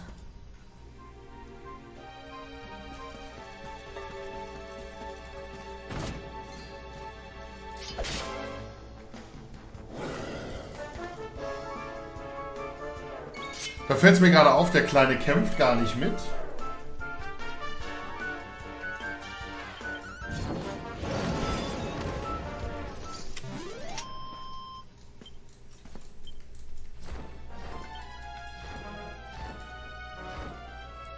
Also ist das nur ein ich tu mal so und laufe mit hinterher und bin jetzt mal heilig und ja, ne?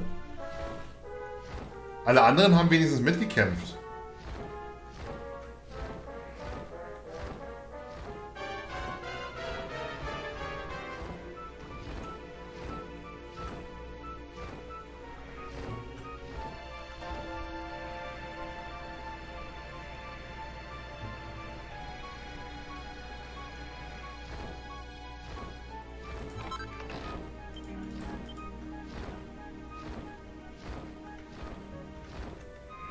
Stimmt.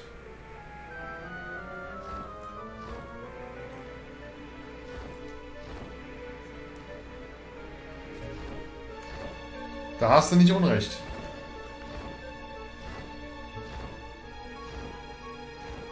Ja gut, der war aber ja auch kein Kämpfer. Der Typ aus der Bibliothek. Also das war ein Gelehrter.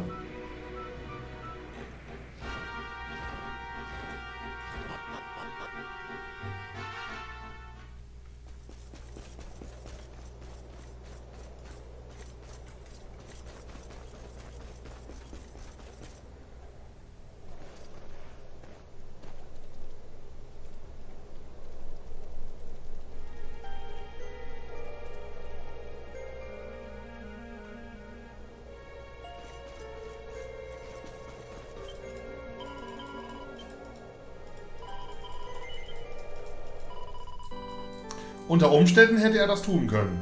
Zu Karl, ja.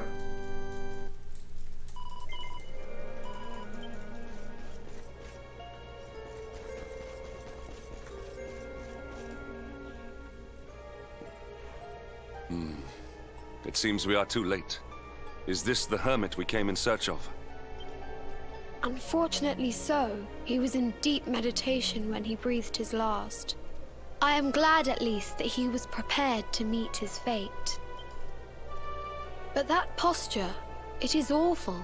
Uniquely awful. I know it from somewhere.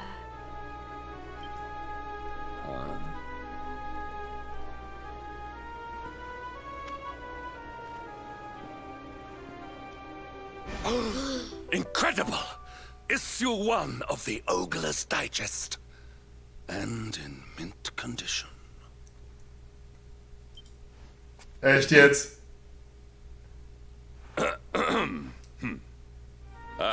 Indeed. It seems our friend here made his peace with the world before departing. This, at least, is some small solace.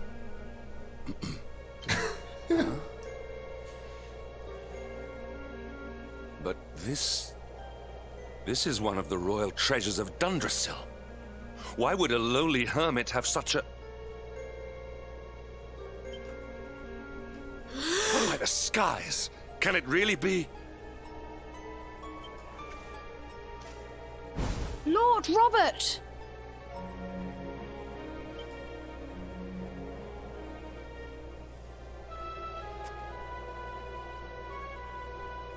Your grandfather was Master Pang's most fervent disciple.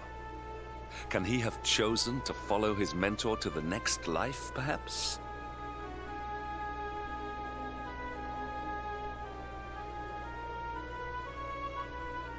Ich war doch nicht so lange weg, dass der so hätte abmagern können. No, he is still breathing. What? His spirit hovers in the place between life and death. It is only a matter of time before he passes the point of no return.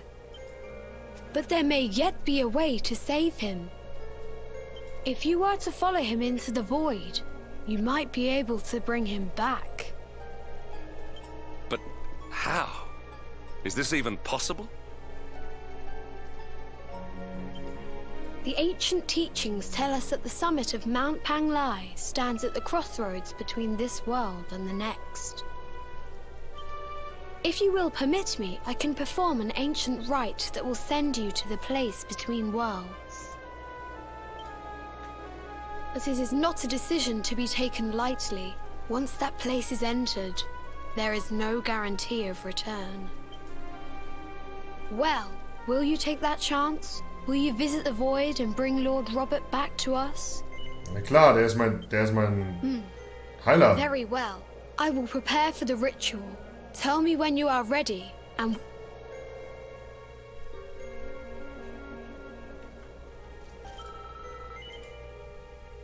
It is time to depart for the place to which every soul must go, but from which few ever return. It is time to perform the rite.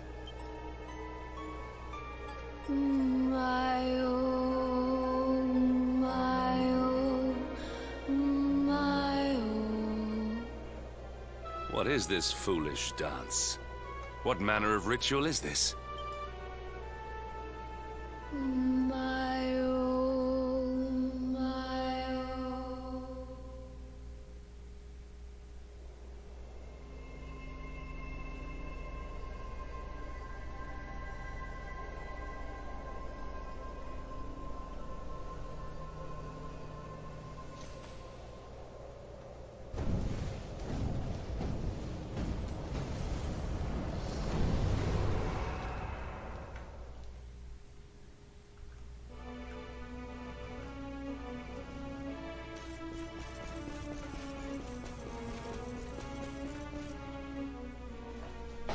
Another wandering soul drifts into my domain. Welcome, child, to the end of your journey. Destiny is cruel indeed to send me one so young. Bin nur auf der Durchreise. This may be a fruitless question, given the vacant expression you wear, but do you know what fate awaits you here? Oh, you poor young fool. You have no idea of the suffering to come. Let me unburden you of at least a little of your ignorance. I will explain in simple terms that even an idiot may understand. As you see, this world is a blank slate. It is a place of nothingness. Before Yggdrasil fell, departed souls would come here before returning to the World Tree. But now that the tree is gone, it is a place with an entrance but no exit. A dead end for the dead. A spiritual cul-de-sac. What I'm trying to tell you is that you will never leave this world. Before long, your soul will dissipate and be lost to the void. As long as the cycle of souls is interrupted, all who die will suffer the same fate. Until at last, the Lord of Shadows is the only one who remains. This is your destiny. Accept it, for you cannot change it. Or do you cling to the vain hope that the heart of Yggdrasil may be recovered from Mordegon's clutches? If you do, you are a fool. And yet, you would not be alone in your foolishness. There are others who refuse to accept that all is lost. Some people just don't know when to give up.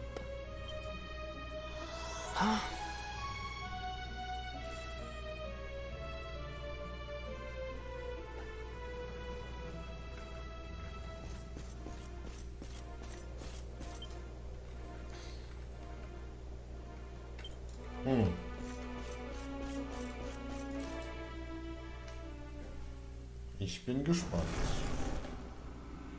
Da ist er ja.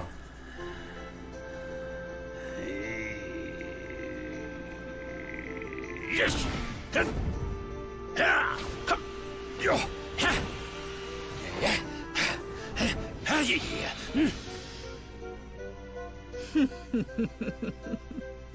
Did you think that he chose death out of a sense of despair?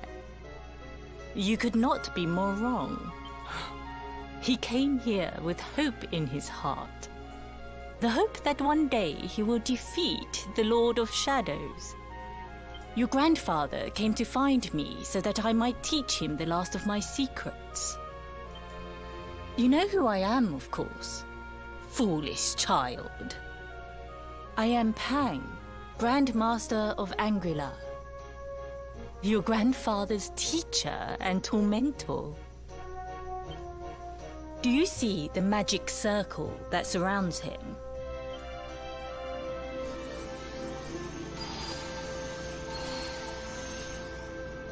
The precise pattern of movements draws energy from the ether and channels it to create the Mandala of Yggdrasil. This is the final secret. He has been flailing away like this ever since he arrived here. It is not good for him at his age. But when the great sigil is complete, he will have mastery over a power not seen since the Age of Heroes.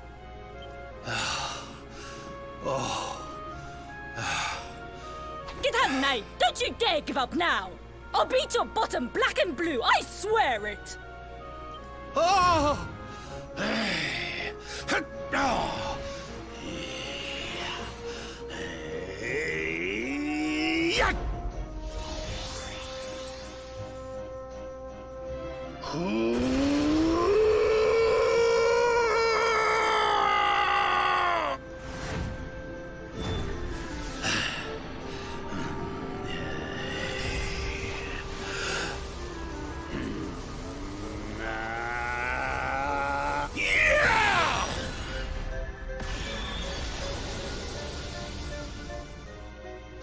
Well, would you look at that?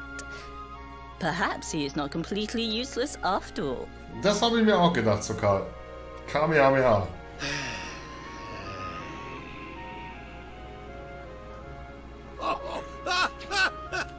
Hey! Did you see that? I finally did it! Oh, it was beautiful! Yes, very impressive. I thought you had gone soft in your dotage, but it seems you still have some guts. Well done. Jinx! Grandmaster Pang! Was that praise? Hoo-hoo! For the first time in my long life, she's actually paid me a compliment. Oh, that's warmed my cockles more than 100 nips of the hard stuff. Ugh. Perhaps if you could stop congratulating yourself for one moment and squint beyond the end of your bulbous nose, you would see we have a visitor.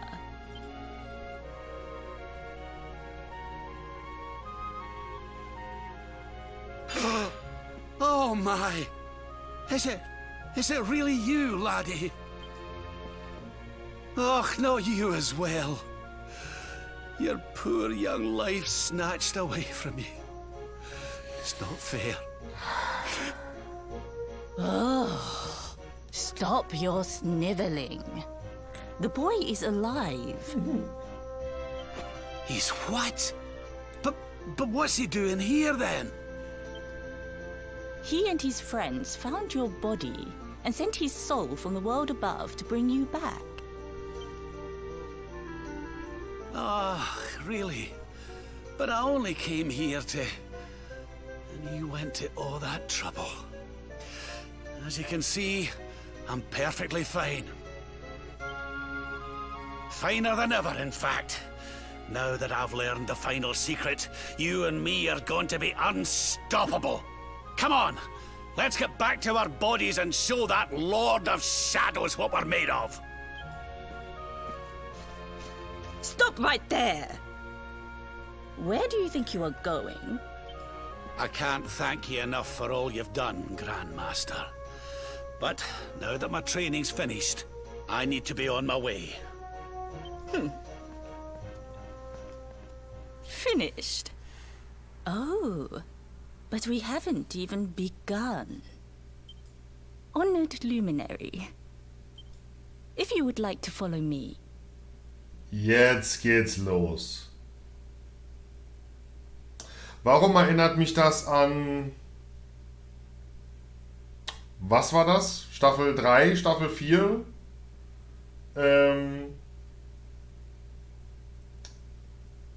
Dragon Ball? mit dem Raum, in dem ein Tag ein Jahr ist?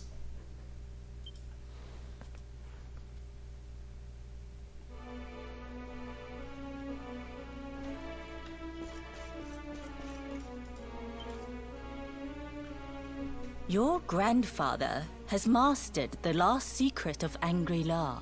He now has the power to send enemies straight to the beyond. It is a technique first devised in the Age of Heroes by Morkant, brother-in-arms of the Luminary of Legend. For you, I have a technique no less impressive. An attack of such incredible power that it can tear through all 4 dimensions. It was devised by Erdwin himself during his training with Yi, our first Grand Master. And it will give you strength beyond reckoning, Luminary. Finde ich gut. Well, that can't be a bad thing. Me with Morkant's spell and you with Erdwin's attack. We'll be unstoppable. If you can master it. None since Erdwin has been able to do so. The training you must undergo to acquire this power will be more intense, more relentless, more excruciating than any you have faced before. Well, do you think you have what it takes to endure this most trying of trials? I knew you would make the right choice. Now, let us begin. The first step is to focus your mental energies and call forth a blade of pure light. Hold out your hand and try.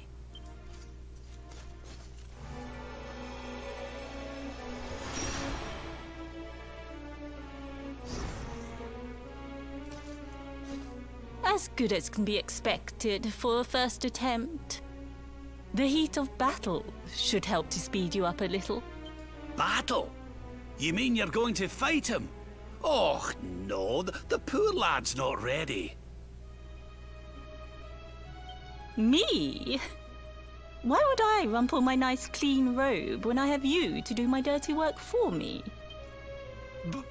What? You're going to make me fight my own grandson? Who better, Lord Robert? And besides, I've always wanted to see 2 princes of Dundrasil battling it out. Let me know when you are ready to begin.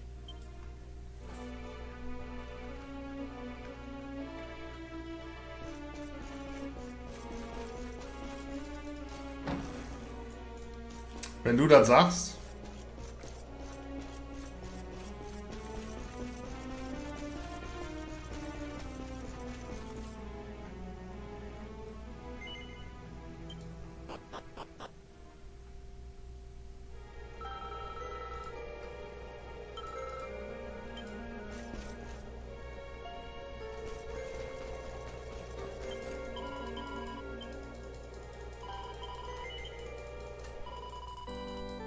Das wäre schade, wenn ich drauf gehe. Immerhin habe ich 11.000 Goldmünzen dabei.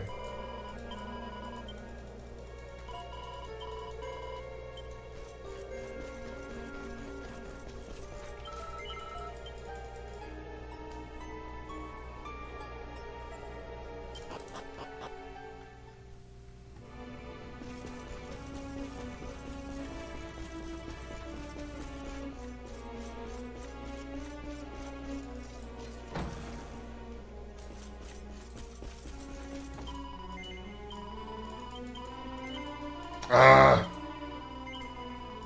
Himmel! Before we continue, allow me to give your grandfather an unfair advantage. All in the name of speeding up your training, of course.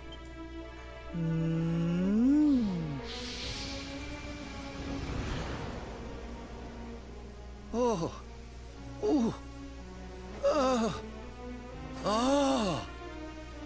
Oh, aye! I've not felt this alive in decades! Let me at the little blighter! That's the spirit. Don't hold back. Show him the true power of our last and greatest secret. Just you watch me. Luminary, prepare yourself. Beat back the onslaught and unleash the technique if you can. The more you use it, the stronger it will become. You must practice until it is perfect. Here I come, laddie. It's time to show you what this old man can do.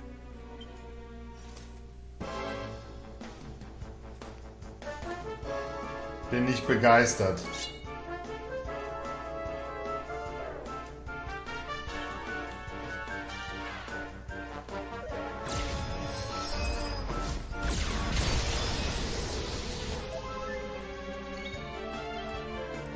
Wie schön, dass ich nicht mit voller HP reingegangen bin.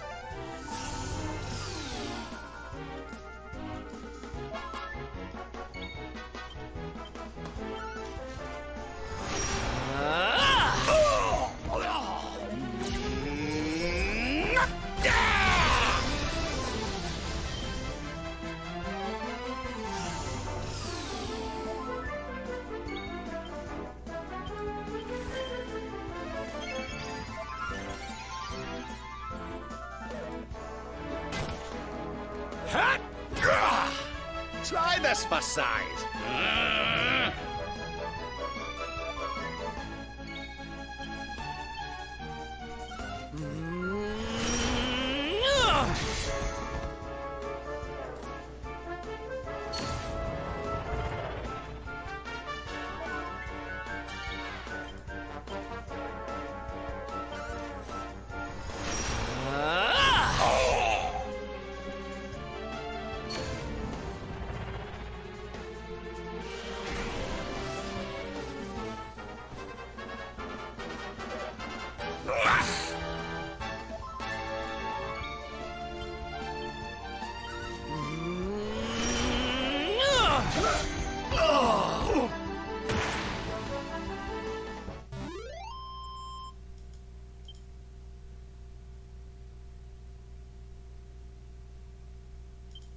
Einfacher als ich dachte. Oh, yes. Wonderful. I couldn't have beaten him more soundly myself. I must say, I doubted you had it in you. But you have proved me wrong. And for once, that is no bad thing.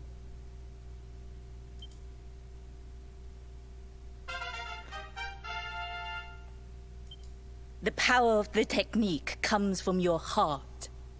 Hone that greatest of weapons, and none will be able to stand before you. Now, I think it's time we peeled that old degenerate off the flagstones, don't you? Oh, ist die liebevoll. You beat me, even with the last secret of Angry-La in my side. Oh, I can't believe how much you've grown, laddie. You weren't too much of an embarrassment, no. Perhaps I finally have a disciple worthy of the name. Oh!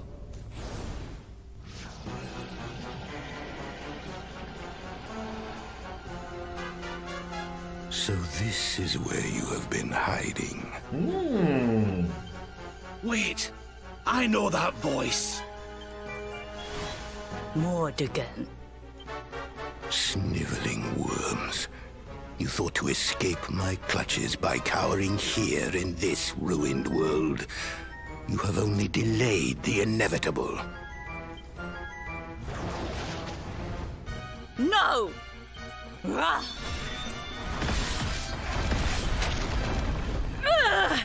Curse you! I had thought your powers could not reach us here. It seems I underestimated you.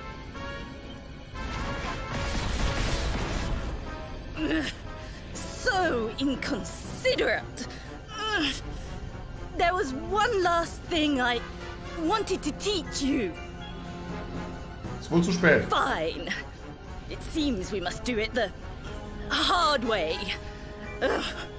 You two will just have to learn the ultimate ability here and now. Wie viele Ultimate Abilities gibt's Die denn? trying. What? So the last secret of Angry-La wasn't the last one? And Quadra Slash wasn't either? Of course not, foolish man. There is another. A supreme skill devised by Grandmaster i.e. one that Erdwin and Morkan performed together. Co-op mode. Well, don't just stand there. Combine your powers. Revive the technique that was lost to us so long ago, so that I can die happy. You dare to resist me?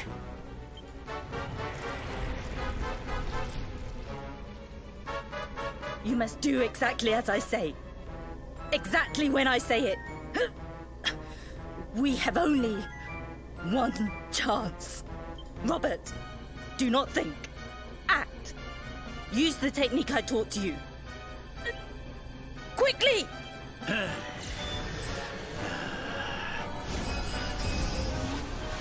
Yeah! Now, Luminary! Unleash Quadra Slash!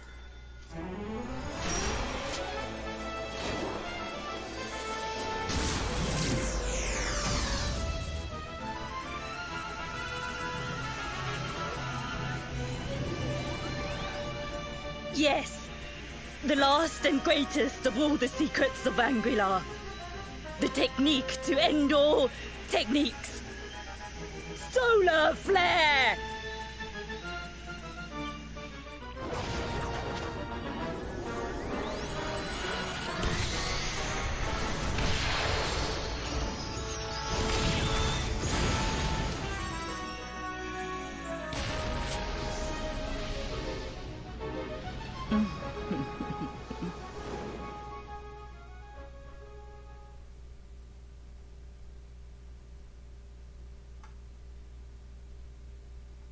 Effektvoll. He is back with us.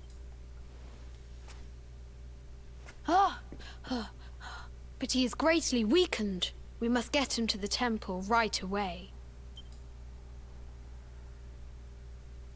Müde vom Abenteuer in der Zwischenwelt sinkt Keldar in tiefen Schlaf. Im Traum sieht er das lächelnde Gesicht Großmeisterin Pengs im Schein der ultimativen Fähigkeit von Klatschmandu.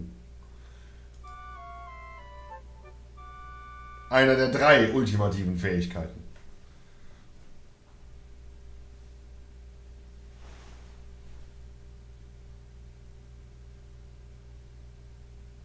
Ah. You are finally awake. Good. I feared you had suffered some lasting injury. Lord Robert awoke a short while ago. He's outside speaking with the High Lama.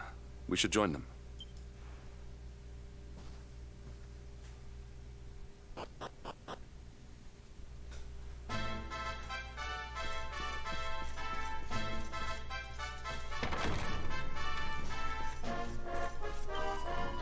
Guten Morgen, Lichtbringer. Als euer Freund euren bewusstlosen Körper hereintrug, machte ich mir große Sorgen, aber der Himmel war uns gnädig und ihr scheint keinen bleibenden Schaden erlitten zu haben. Fürst Bode und seine Heiligkeit erwarten euch vor der erhabenen Halle. Sie werden gewiss ebenso erleichtert sein wie ich, wenn sie sehen, dass es euch gut geht. Ist dem so?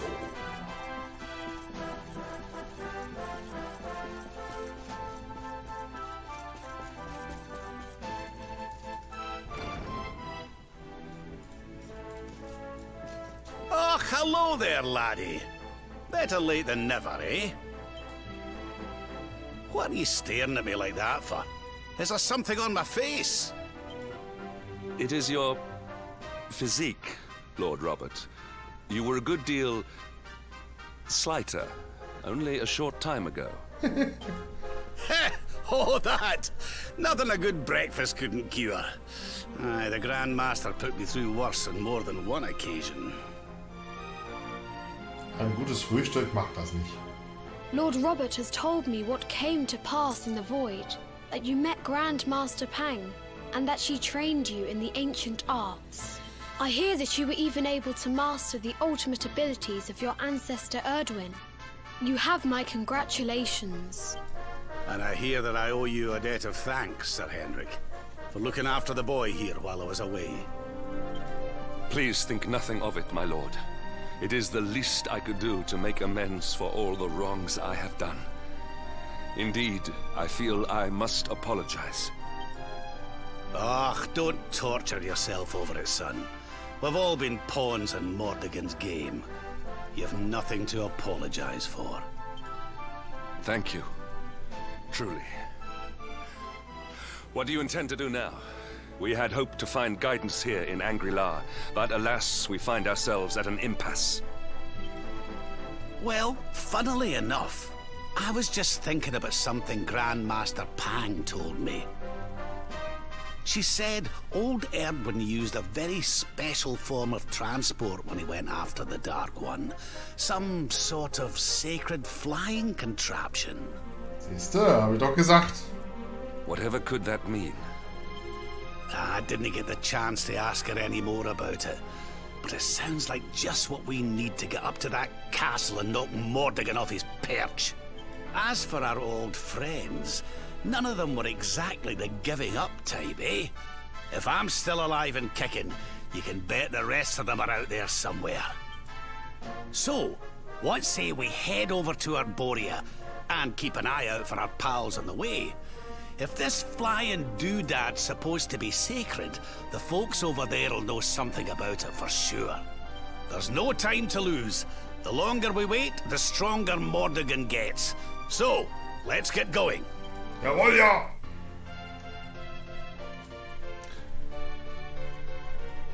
Neue Felder für Boden.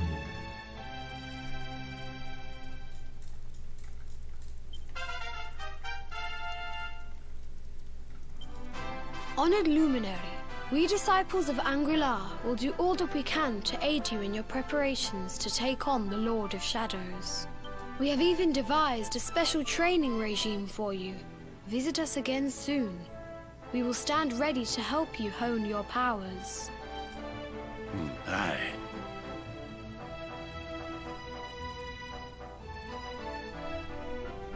Offensichtlich, also ich gehe mal davon aus, hat es keinen Unterschied gemacht, dass Remoulade dabei war. Ich habe nämlich nichts speziell ihn betreffend gesehen. Aber dem Kampf triumphiert und eine Niederlage leider hängt nicht von den Schwertkünsten oder magischen Fähigkeiten ab, sondern vom Siegeswillen. Ganz gleich, wie stark der Gegner ist, man muss seinen Geist von allen Zweifeln befreien und sich ganz auf das Bewältigen der Herausforderung konzentrieren, die er darstellt. Das ist der erste Leitsatz von Klatsch Mandu. Wir Schüler üben Tag für Tag, um diese Geisteshaltung vollkommen zu verinnerlichen. Vielleicht könnten unsere Lehren euch in euren kommenden Kämpfen nützlich sein. Möchtet ihr unser Training selbst einmal erleben?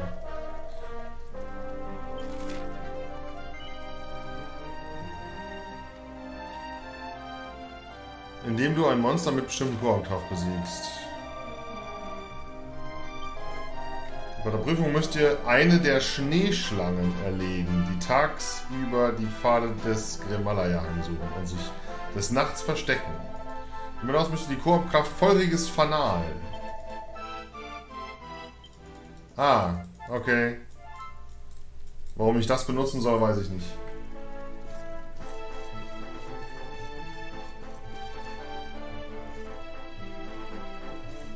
Ja, eben.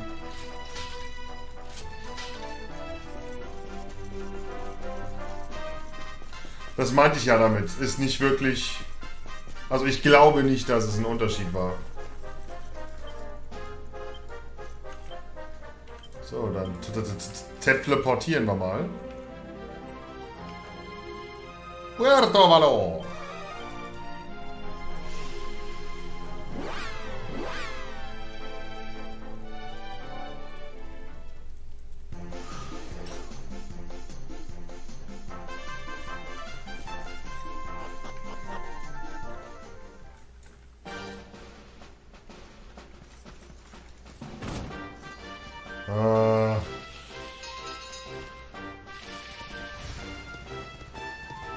Den wollte ich haben. Da war ich aber auch noch nicht, ne?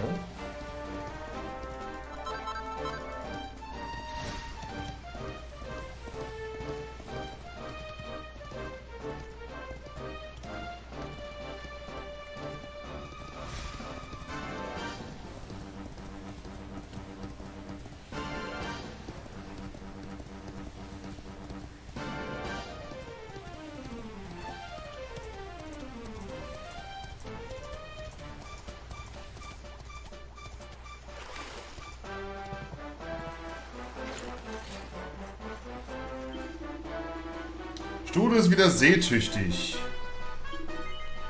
Sehr gut. Ich bin auch gespannt, was aus Veronica geworden ist. Aber heute werden wir das nicht mehr sehen. Hat das Gerücht gehört, das über die Herberge in Kriegerwelt kursiert. Königliche Camper heißt sie. Eigentlich stand jeder dort übernachtet genau den gleichen Traum. Ich schätze, wir sollen die Herberge wohl mal einen Besuch abstatten.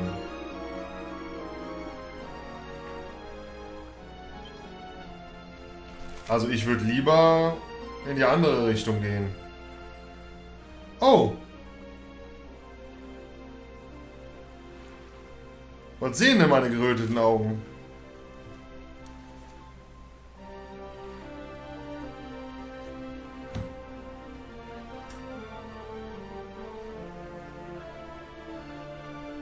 Gehen wir erstmal dahin. Dass wir Gondolia wieder haben.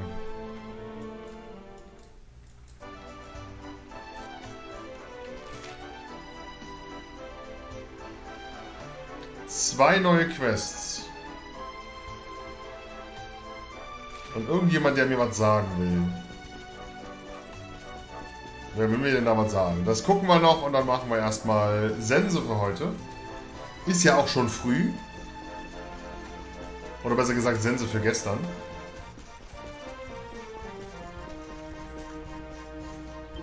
Oh! Er tauchte aus dem Nichts auf und eine Chance hatten wir zu keiner Zeit. Schlängel der Molchior, Bringer der Vergessenheit. Von Panik heimgesucht ergriffen wir die Flucht, doch östlich von hier, da verloren wir unsere werten Gefährten. Ach je, doch die See hat sie gewiss an Land gespült. Jawohl, ich hab es im Gefühl. Die Gefährten. Es ist schön, euch wiederzusehen. Nach Yggdrasils Schluss haben wir alle hier uns Sorgen um euch gemacht. Ich werde die Bevölkerung bald eure sichere Rückkehr verkünden, aber zunächst möchte ich mich mit unseren neuen Visitori unterhalten. Diese Wesen sehen merkwürdig aus, aber sie wirken nicht unrecht. Ich werde das Gespräch mit ihnen suchen. Dieses spreche ich für ganz Gondolia.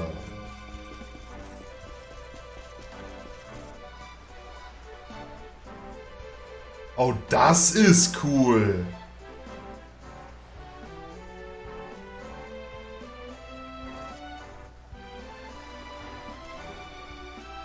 Das ist mal genial. Ja, mit dem Bild würde ich dann sagen, verabschieden wir uns. Vielen lieben Dank, dass ihr noch so spät dabei wart. Und ich hoffe, es hat euch gefallen. Ich weiß nicht, ob ich dann heute Nachmittag nochmal streamen werde. Ich werde es auf jeden Fall versuchen, denn es interessiert mich schon sehr, wie es hier weitergeht. Ich werde versuchen, auch die ganzen Streams weiterhin auf YouTube hochzuladen. Das heißt, wenn ihr was verpasst und nicht mehr in Twitch seht, auf dem YouTube-Kanal könnt ihr das auf jeden Fall komplett ungeschnitten dann wieder sehen. Bis zum nächsten Mal. Ich würde mich freuen. Schlaft gut. Tschüsse.